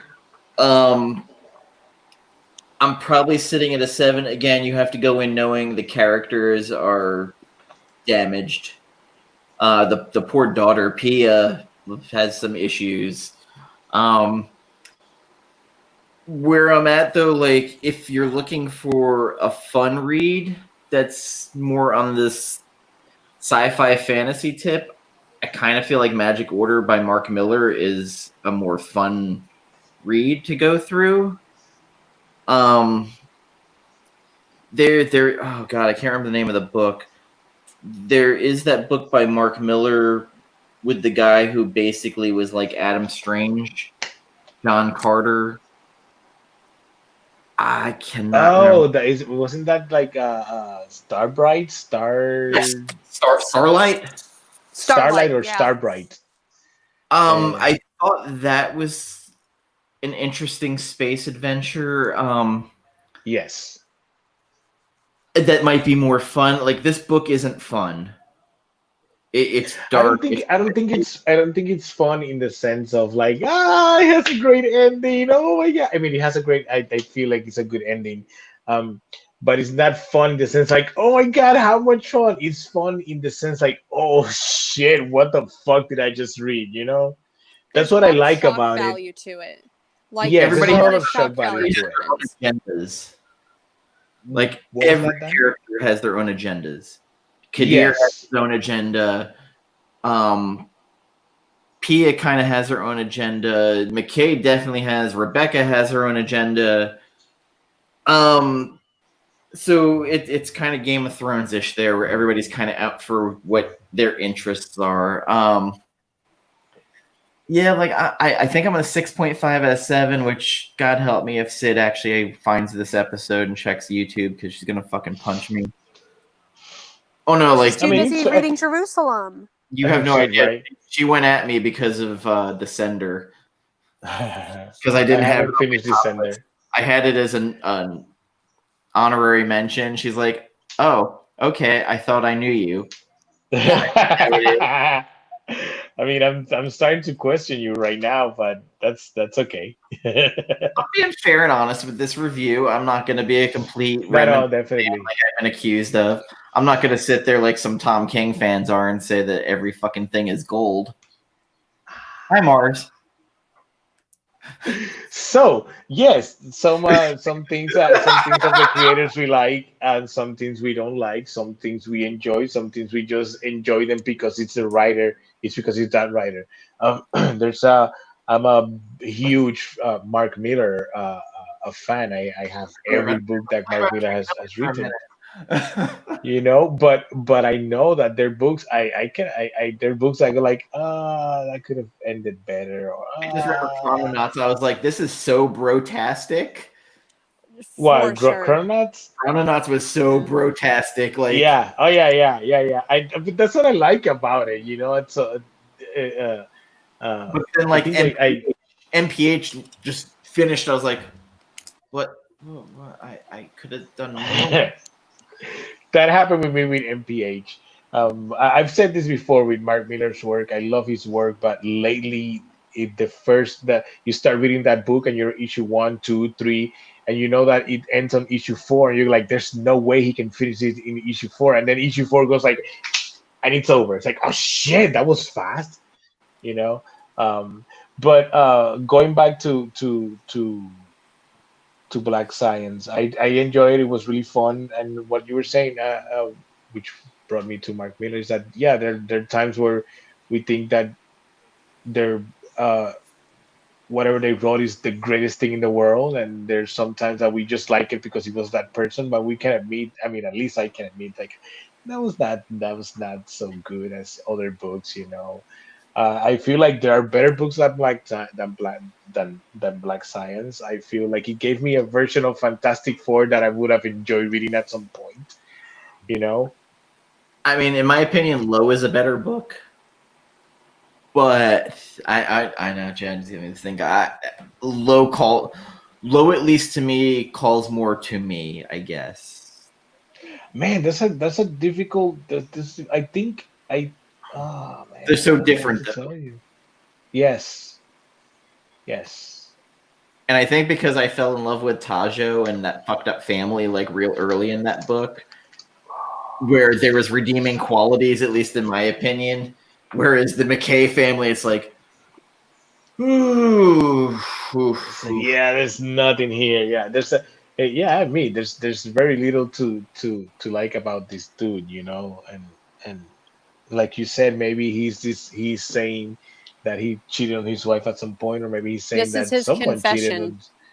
Yeah. It could be that. It could be that, or like I said earlier, it could be someone else's story. So, if you have anything to confess in the chat or the Not confess, again, I just sort of feel I just feel like we're jumping the gun. It's like this goes back to what we were talking about earlier. Like we immediately go like, you see, I told you. And maybe it's not even his story. Maybe he experienced it through someone else, and he just decided to turn that into characters. I'm not asking the question. DM comic books will break your heart on Twitter. She will. I'm not comics will break your heart on Twitter. I'm still Gin and Comics on there, or Gin and Comics Show, because I couldn't get it. Change it there. Okay, so someone wants to. If you like to hit her up on that, yeah, glad to come at me, bro. She doesn't like your politics.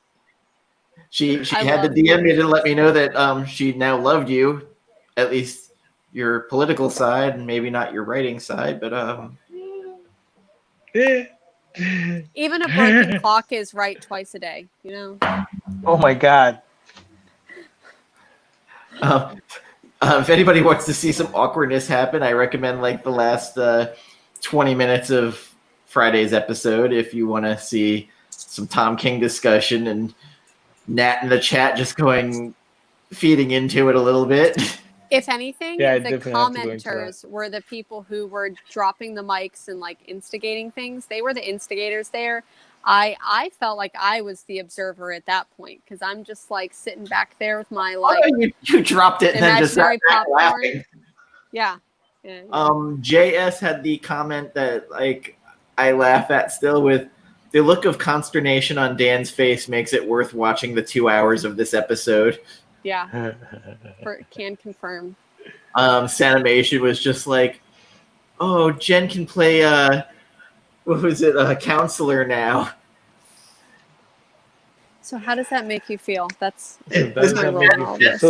so tell us all about how much you hate Tom King in front of his friend. Yeah. Did you know she had his number? I thought that was like a hyperbole. No, she legit exaggeration. I didn't know that at all. So that that would have been funny if he came on the show because I said it. I'd be like, yeah, call him. I would call him. That's what I said. I'm like, call Tom King right now. I don't know if I have the balls to tell him he's shitty to his face. I really don't. And I think that's kind of my point. At least you're honest about it. I made a point earlier about how like we create these, or we treat these like creators like they're not real people. At the end of the day. So like I 100% agree. If like Greg Ticini was here, I probably wouldn't be like, get this. Oh, Gambit would be on his nuts asking about process of what he does. I get it, but like I said, I feel like Ticini's artwork was like he saw porn, and that's like the one style of art that he can draw. And I just want to say, like, just watch a different porn. Like that's my advice is just find new stuff, man. Damn. So like, I don't think I'd have any problem going at him about his dialogue, but again, I don't feel he's a shitty writer. I just feel he's a bad Batman writer. I don't think that he, like I said earlier, with Black Science, because it does go by pretty fast. There's no slow moments. Like that's good writing, in my opinion. Like I enjoy that. I just didn't 2 issues of the exposition dump, like that. I don't know. I don't think that he's a bad writer. He's just not a writer that I think that I would go back to, or if I was going to recommend a book by him, it would be to a very specific person based on what other things they like. So if I were a happy-go-lucky person, I don't think I'd enjoy his writing. But being like a bipolar, like depressed person, his writing kind of calls to me. I get that. Yeah, I can get that.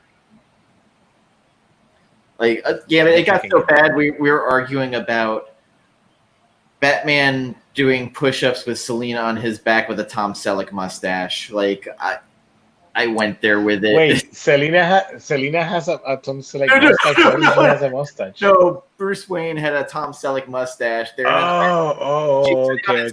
And he's doing one-arm push-ups. And I think that's sometimes the dialogue that Tom King writes, like, in Mr. Miracle, and I bring this up often, is that in Mr. Miracle, he does this, Big Barda and Mr. Miracle are like fighting. So the panels are like showing them going through the fighting and just like having a natural conversation. And it's kind of cute, but I feel like when it comes to like, Batman and Catwoman, Selena Kyle, like I just imagine that they'd be the type of couples that like talks about their day while having sex. Like, so how was work today, honey? Oh, it was good. And that just seems boring to me. I don't know, Batman's one of those characters. That's funny. I don't want that's really funny. That's really funny. So I had a meeting with the board today, and I was telling Lucius that was a shitty idea. And she's like, and how did that make you feel? It's like, yeah, I did not like how that dude talked to me this morning, And they're just going at it. Like, I mean, I feel like whenever I see, whenever I see that in, I feel like I saw that once in an episode of The Sopranos. where the couple is making love and they're just having like everyday conversation, and I'm like, did you assholes not eat dinner and talk about this? Like, this is when you're waiting to like do this? I don't know. Yeah. That's They were busy eating. you're right. They had their mouths full then, so You know, they were hungry. You don't talk when you're hungry. You eat. yeah, I don't know. It just I'm choosing not to say something that I was gonna say. I'm Yeah. learning self-control. seeing writing like that, like sometimes it bothers me, but you know, whatever. Oh shit. So I the sequel to my book, The Argument, it was something similar to that. You know, they were going to be having this argument while they were doing some other stuff, and now like yeah, I mean, it's I guess that it's how good that dialogue is versus how good those action sequences are. You know, I feel like I can read something like that and enjoy it, you know, like having them fighting, oh motherfucker, and having this conversation. So yeah, I took the kid to get the fucking meal the other day at the supermarket, and he farted in front of people while fighting. You know, Mhm. I can read that. I can actually enjoy that. I guess I don't have a problem with that, and as a creator, I feel like right now, if they give me like, they say, hey Gambit, you have the chance to do something, you have the chance to do something with this character you like, go crazy. I have two options. I can look at everything that's been written that's fucking awesome, that I love about this character, and try to make my version of all that. Or I can be like, you know what I've never seen? Batman eating a fucking PB&J sandwich, you know? I've never seen Batman peeing himself. I think I want to write that shit, you know? Can So you have two options here when you get this chance. Do I want to do the same thing that all of these writers have done for successfully for many, many years? Or do I want to try and do something that's different, that some people are gonna hate, some people are gonna love, but at the end of the day, I did something different to what has been done. For that, I give him credit. I stopped reading a little bit before the wedding because I felt it got a little bit repetitive. I'm not saying that Tom King is a bad writer, because I legit enjoyed a bunch of his other stuff, and I enjoy Batman all the way up to before the wedding, just there. But then after that, I was like, I don't have interest in picking it up, you know. And I haven't read any Batman books since then. I missed the Detective Comics 1000, and All you'll learn is that someone's the joke and someone's the punchline. yeah, because punchline, you're the joke, and punchline is the punchline. You know. I want to go ahead and I want to double down. I feel like I'm missing something, but we'll talk about that later. The Well, character punchline always lets you know that you're the joke, she's the punchline. she's the punchline. Yeah. So that's Oh, her wow. shtick, I guess. Yeah.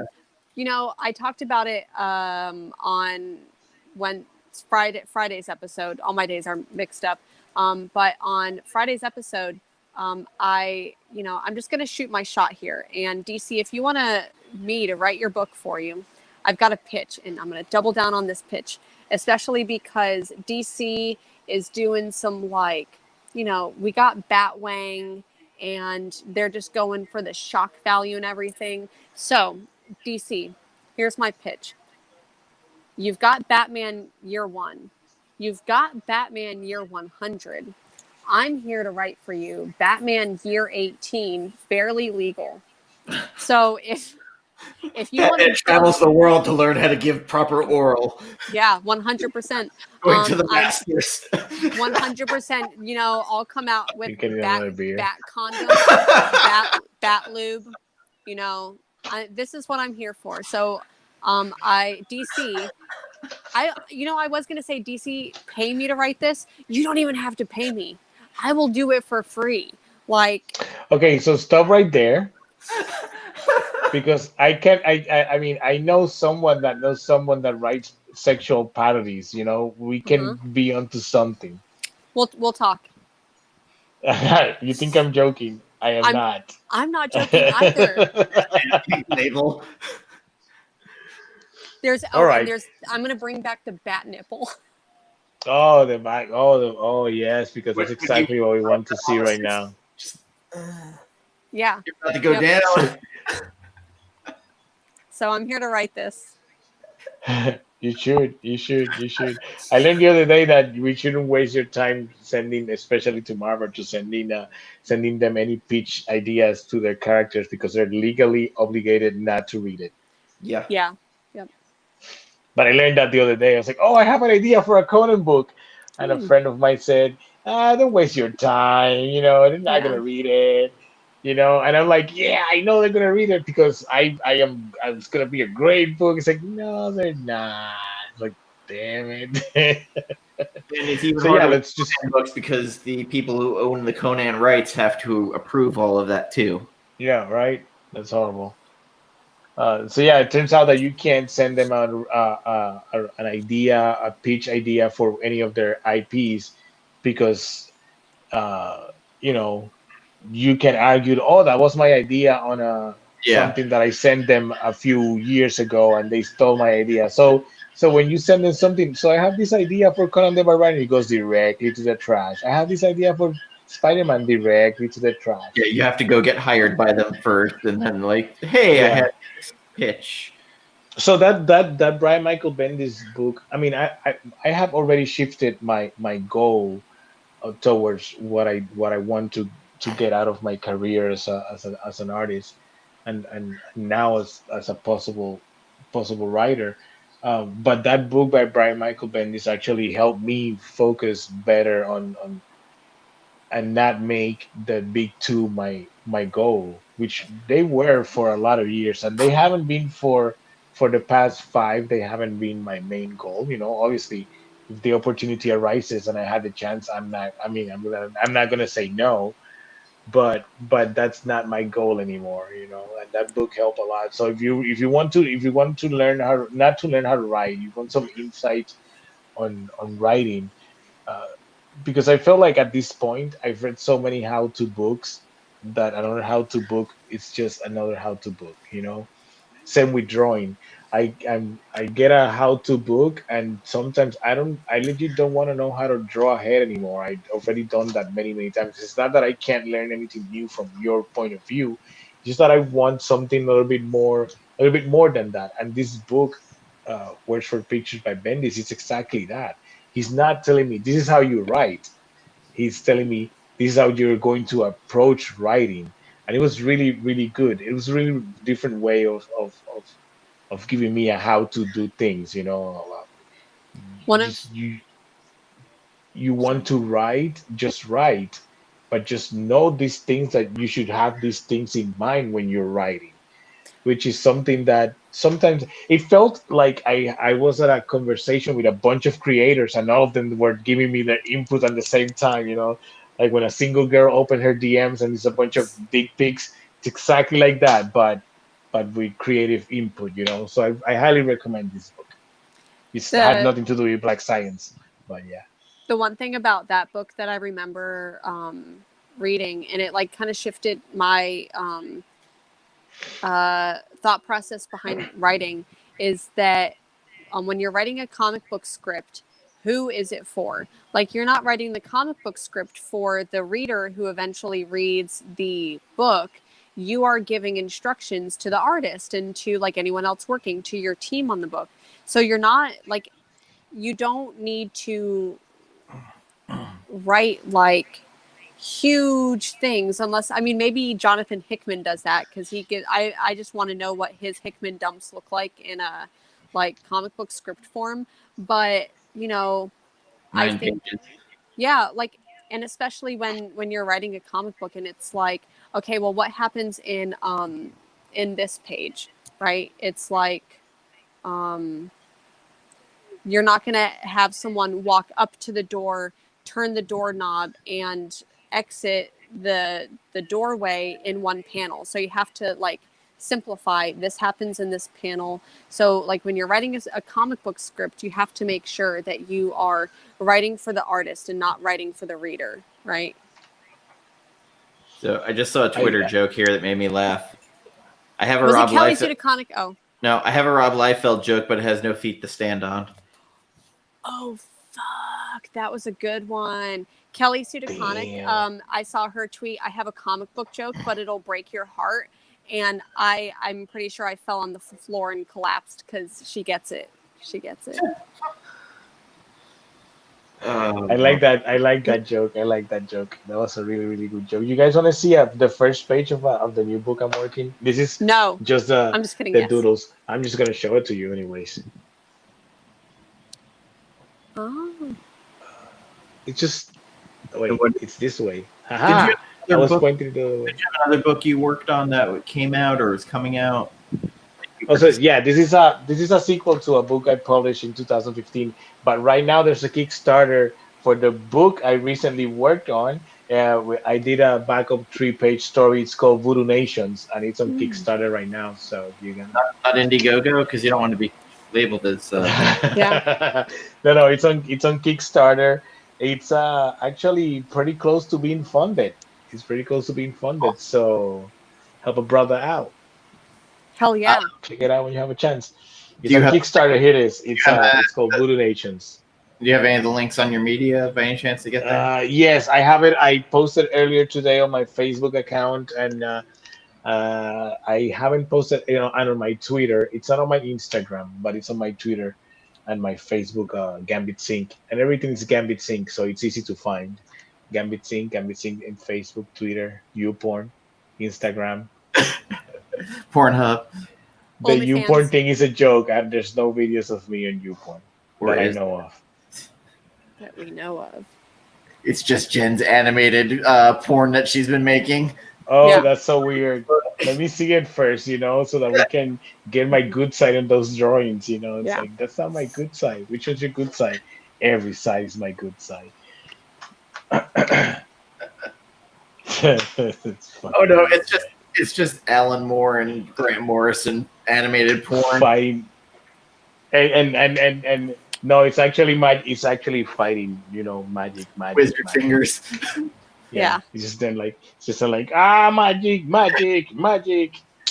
It's the Yeah, Emperor, I would with lightning. exactly. Weird. I was watching Demon Knight with Billy Zane, and I was like, did he steal Grant Morrison's wardrobe, or did Grant Morrison steal his wardrobe? Because they dress the same. Obviously, he stole the other dude's wardrobe. Duh. What are you doing, Jen? Sorry. At least you weren't going and going.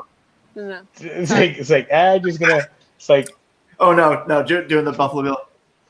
put some. Oh my God! I thought about the same thing about Buffalo Bill too. It's like, you fuck me. At Every least time I think about that scene, I think about Little Nicky. I don't remember. Ooh. Oh my goodness. I thought- actually hate most Adam Sandler movies, but that one I kind of remember fondly, but I feel like it would be weird to go back. Like I feel like it wouldn't age well. I don't think any of None of his movies, his movies, I think age well. I lies. I saw the other day. I now pronounce it Chuck and Larry, and it wasn't bad. It was still funny. His older stuff is still some of his older stuff is still funny. Anything from Sohan now, I think the only good thing is Uncut Gems that came out a few That was good. months ago. That was really good. That was surprisingly good because it wasn't typical Adam Sandler. No, I feel and like, I think that's Waterboy, but mostly because Fairuza Balk is like one of my first crushes, so I don't know. that's a great movie. I would recommend, if given the chance, there is a documentary about the making of Island of Dr. Moreau with Marlon Brando. They had to close the airfield down because people were running away from the movie. They were like going AWOL. And like Marlon Brando goes up to Fairuza Balk and he's like, "Listen, don't worry about it. We're all getting paid. Who He's gives so tired. a movie?" And apparently everybody hated the actor Val Kilmer. And Val Kilmer decided midway through the movie he was just gonna start acting like Marlon Brando. Like the director just lost control of the movie and like Okay, quit. so you're telling me that I have to find this movie and watch it now Oh, because I've never seen 100%. this It movie. was on Netflix. It might YouTube. I'm sure has someone dump the whole thing on there for free. It's so fucked up, and I start feeling bad because Fariza Balk. This is early in her career, where it was right after The Craft, and literally she's like, I'm in a movie with Marlon Brando and Val Kilmer, and this is like post Tombstone Val Kilmer. So like he couldn't have been hotter at the time, and she's surrounded by fucking lunatics, and then she has to put on a cat suit because she gets turned into a kitty Okay, cat. so I need to see this movie. Because it just sounds so fucking weird that I think I The need to see only this thing I movie can now. say that's comparable to it, and not in a good way, is Tropic Thunder. And Tropic Thunder is like making fun of the Hearts of Darkness documentary from Apocalypse Now. Yeah. Except this is all serious and funny. All right, all right, all right. I guess that's my next on my agenda. It's fucking horrible. Like at least that original The Hearts of Darkness documentary where Francis Ford Coppola goes crazy in the jungle and starts going native. And he's like documenting himself going crazy. But the silent documentary Okay. is like they literally had to shut down the airfield because people kept leaving the island because they were like, no. And they were afraid the main actors were just gonna take off. Marlon Brando shows up with a midget that is a mini Marlon Brando who's not part of the movie and goes, I like this guy. He's going to be part of the movie now. I feel like I need to have an assistant. I'm better. Like, he's That does not sound like any of this has aged well at all. That he's wearing sounds so he's wearing cringeworthy. he's wearing a bowl on his head because he felt like he would have experimented on himself. Like, it's fucking insane. Okay, so yeah, I need to watch this thing definitely. Yeah, like, but again, it's 100% cringeworthy. It 100%. It's terrible. And this shit happened, and it's so like the Tropic Thunder,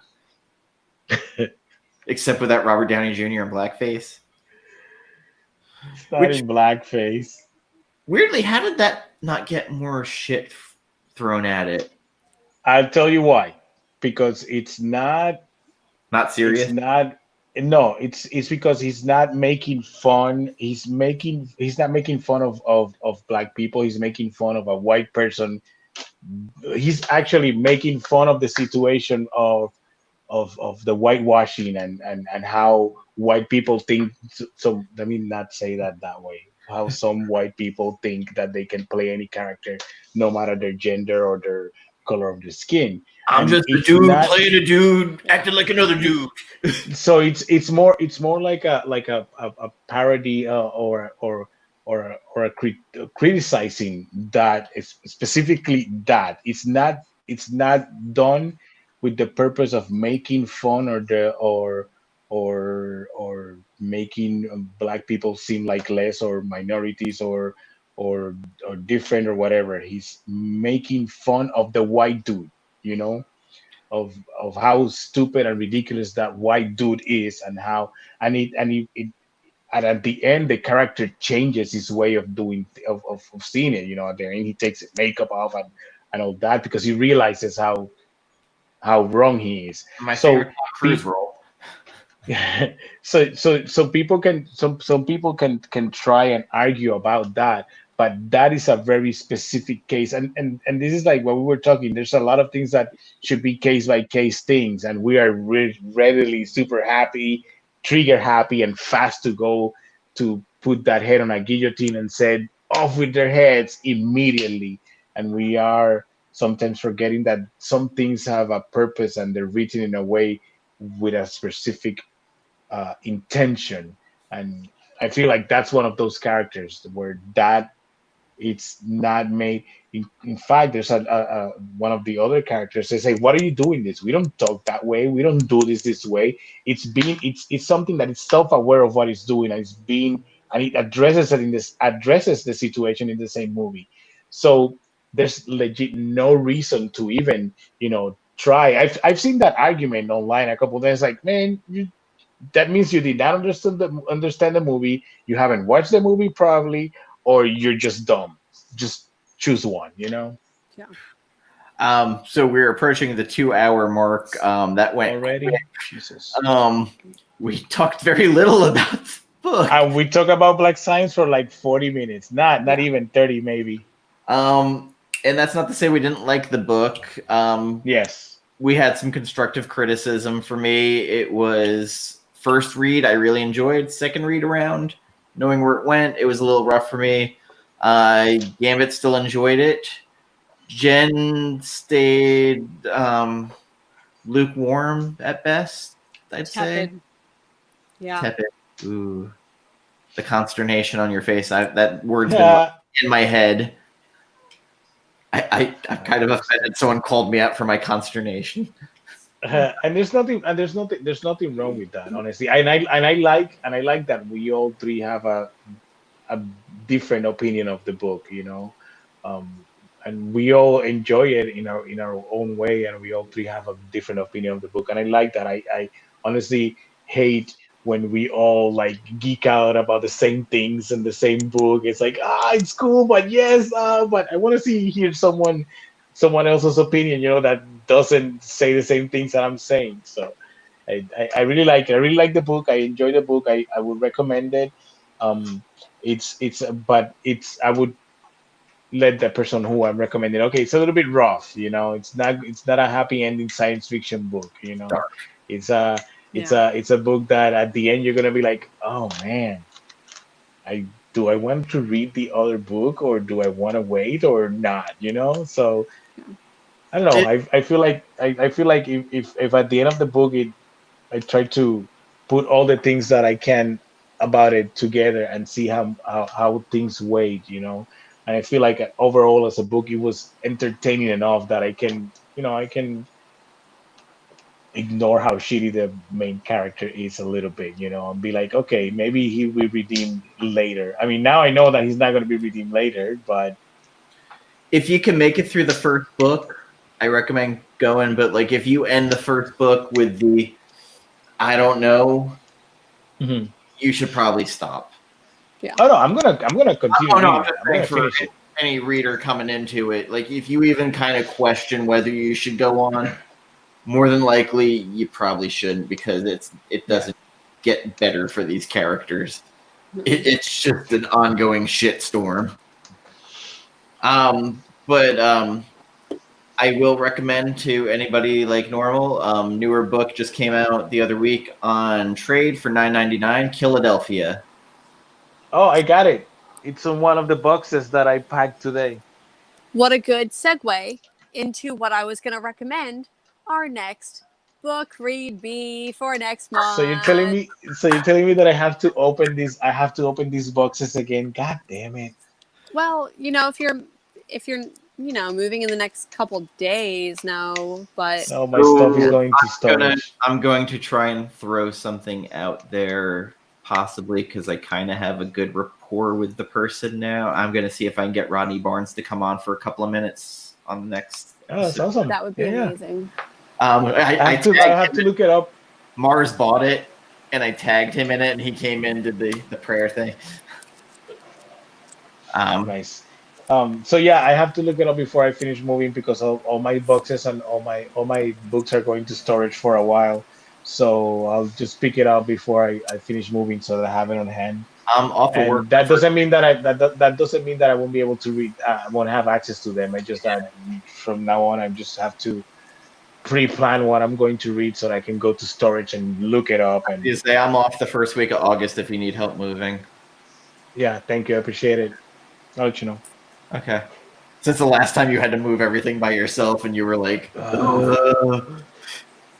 All right, so Philadelphia is next month. So Philadelphia is next month's book. Looking forward to that. It was between this or Bitterroot. And I feel like, not necessarily that I've talked a lot about Bitterroot before, but I feel like I recommend it all the time, and it just won an Eisner Award, which is like fantastic. It totally earned it.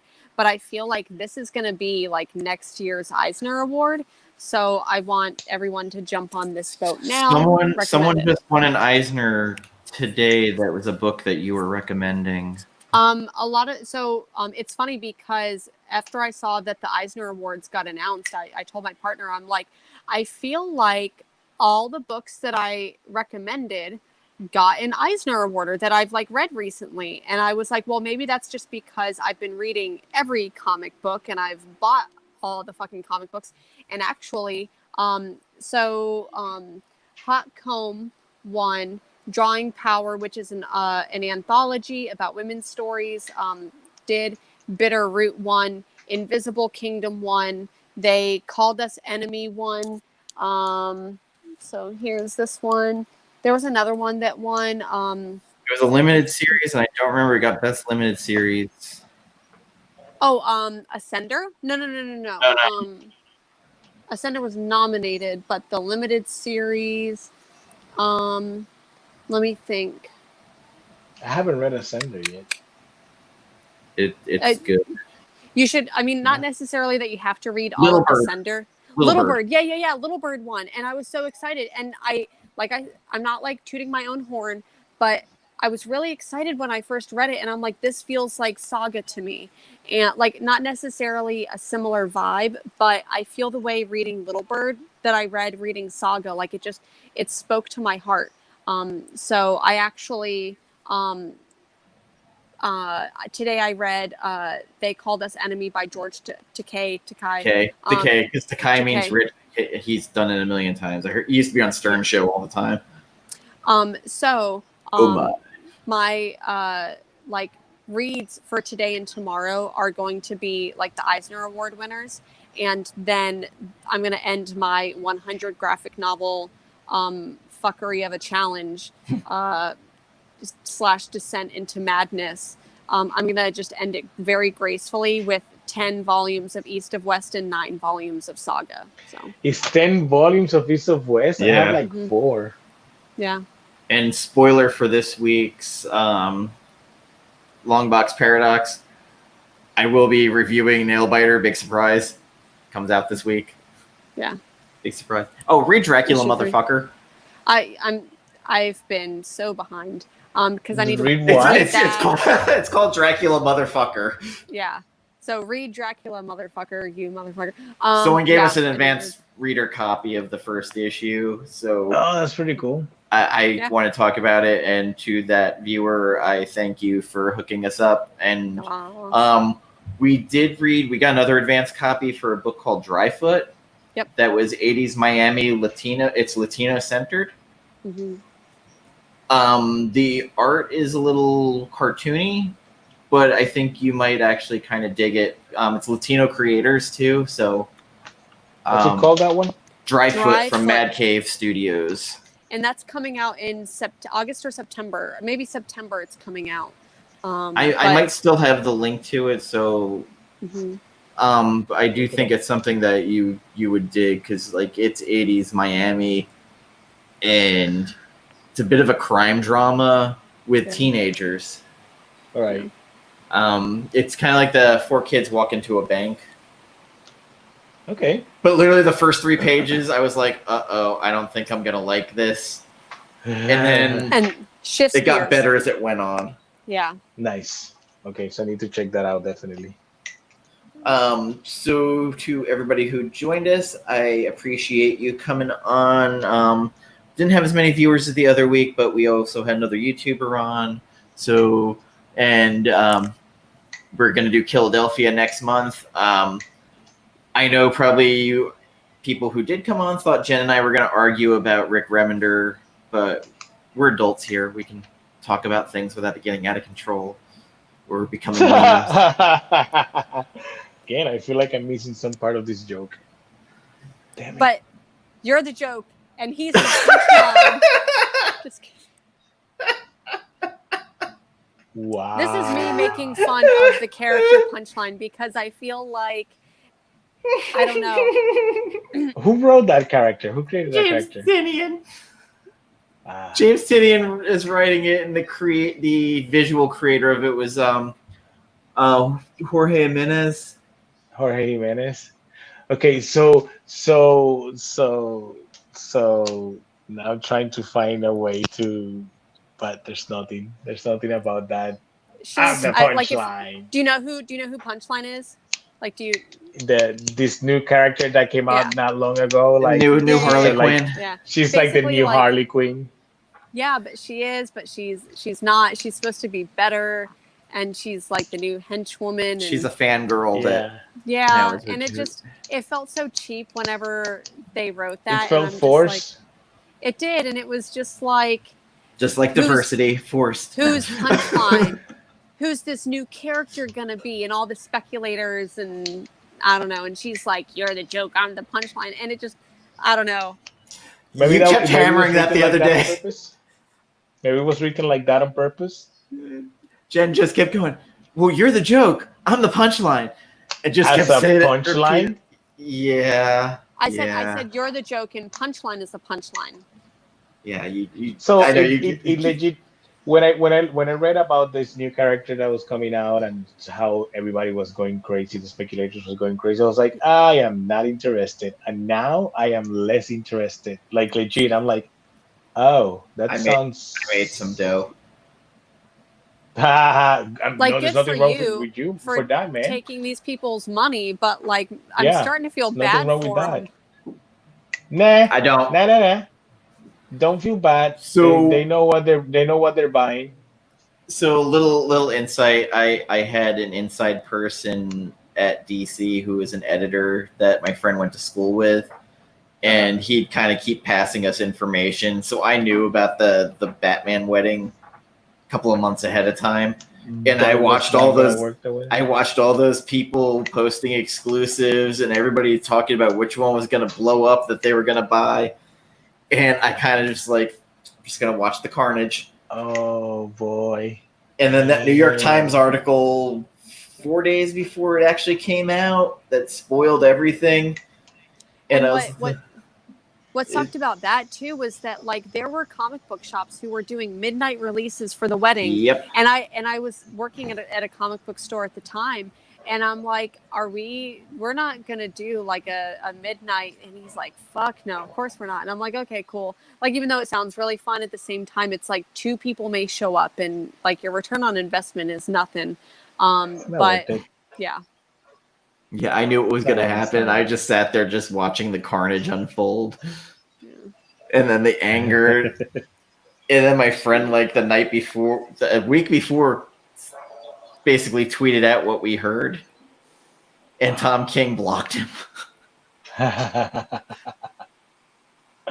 That's so you know you're on the right track, you know? Yeah. It's a very elite class to be in, to be blocked by him. It's not like the secret whisper network. I might be on a blockchain. I don't know, but like Scott Snyder follows me, Capullo follows me.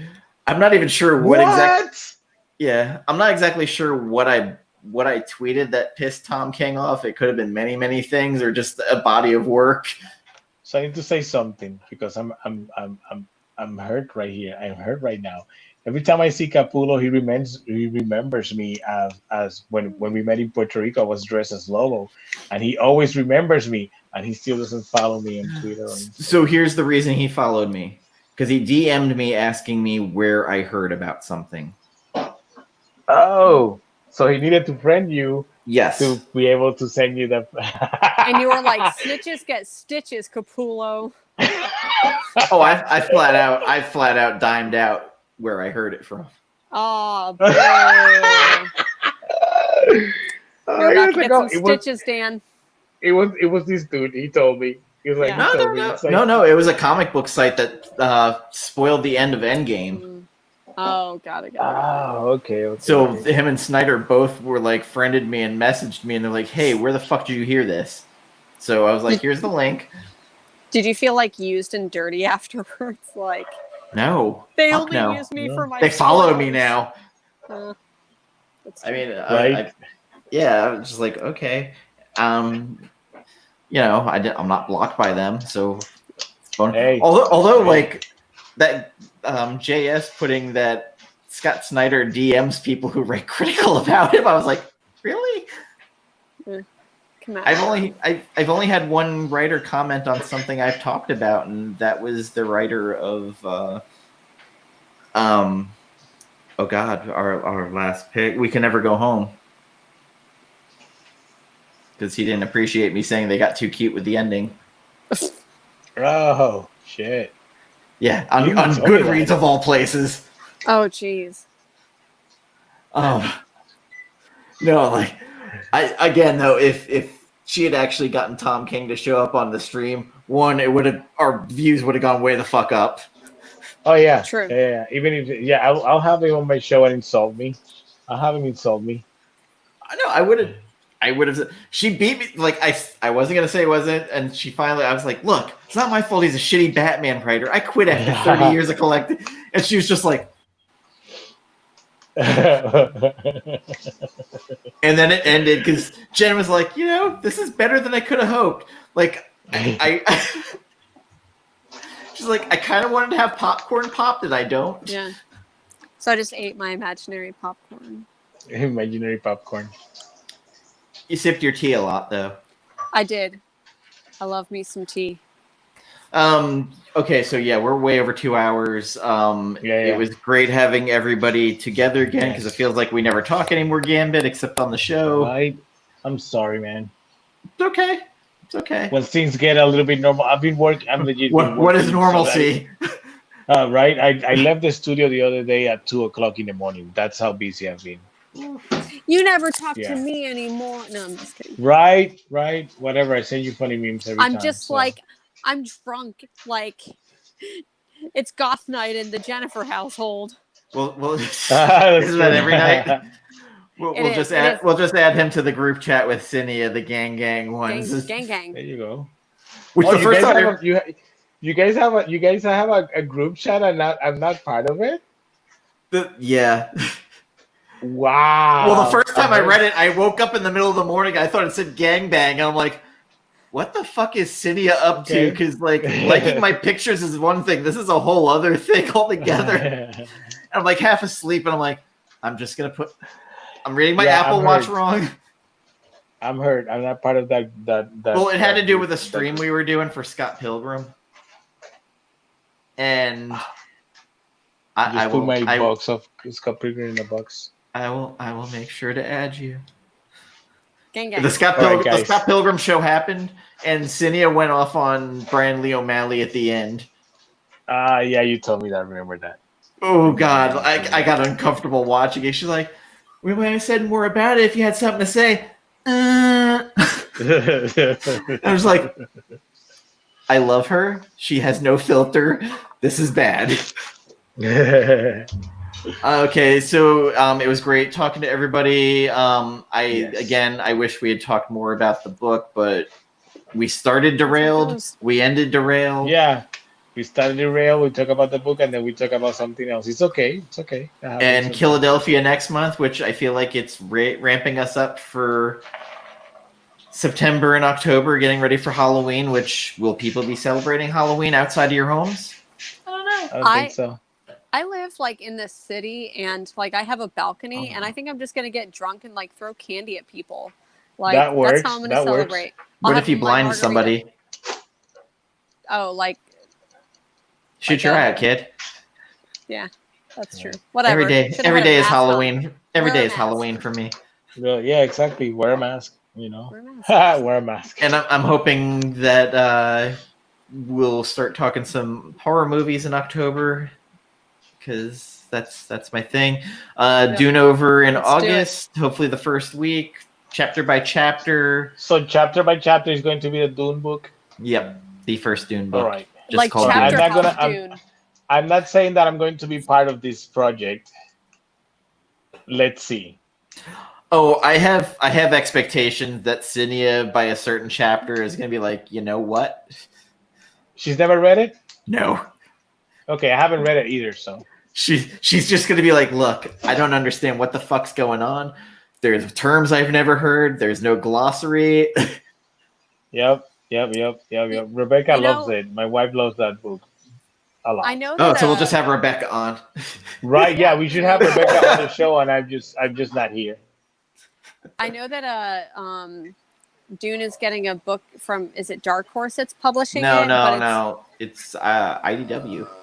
IDW. IDW. But I Bill would Sienkiewicz love covers. it. I would love it if Jonathan Hickman wrote it. Like, because he does those like big ideas. Man, Jonathan Hickman, please write Dune. Could you just do an info dump on the world of Dune? Just one issue of just info dump. Just a guide to the world of Dune. You don't even have to like. Okay, so maybe like Jeff Lemire can write the actual story, and then like Jonathan Hickman can just do like the supplemental work. So before we finish, Gambit, have you been picking up Decorum? No. Don't even worry about the first 2 issues. Just pick up issue 3. Okay. Which is issue 1 and 2. They just dumped all this info and had no character development. Issue 3, they're finally like, "Hey, here's your characters that you should be following." That's odd for the first 2 issues. Yes, it was very odd. That her review was, "This should have been the first issue. Like, why is it the third?" Yeah. Who wrote that? Hickman. Jonathan Hickman. Hickman. Okay. Yeah. But I one of our worst episodes. But I've noted with a lot of the X-Men stuff, there's a lot of info dump in those books. Yeah, the Hickman dump is what. Thank you. This was an entire issue, 2 issues of nothing but info dumps. Damn, that didn't go anywhere. Nice. Like, you don't even learn anything. And I'm not even, like, I know I keep comparing Decorum to Mercy, but, like, I knew Decorum was going to get somewhere, and it finally I'd recommend reading one over the other. Yeah, 100%. Like, I would still read Decorum issue 1 and 2 before I even go back to, like, reading Mercy. I don't even think I'm going to pick up the trade at this point, to be honest. It's becoming the Tom King of your world. The Rick Remender. Get it right. But you don't have the love-hate of Mercy. True. It's just straight, like... True. I think it's kind of pretty, but the storytelling's horrible. Yeah, that's how I felt. I just read Unnatural as well. The same way. Yeah. Yeah. Unnatural? Yeah. Yeah. I think I have that book here somewhere. Yeah, just let me... Yeah. Scrape that off my tongue. Yep. Okay, I guess I'm not going to read that. No. I mean, do so. You control your wallet. I mean, I'm not going to tell you what to read. It's a gift, so... Okay. Oh, shit. My mouse died. Oh, no. All right, guys. All right, take care, everybody. I'm hungry. I need to take my allergy meds because I already started sneezing again. Has your arm healed up from the allergies, or is that still a thing? No, my arms are better now. Yeah, good. Yeah. My skin is doing better. So I went to the doctor. Did they find out what it was? Meds. No. Oh, just allergies. Okay, well, take care, everybody. See you next episodes. And yes. Hopefully, I'll try to be here before the next episode. Okay. Yes.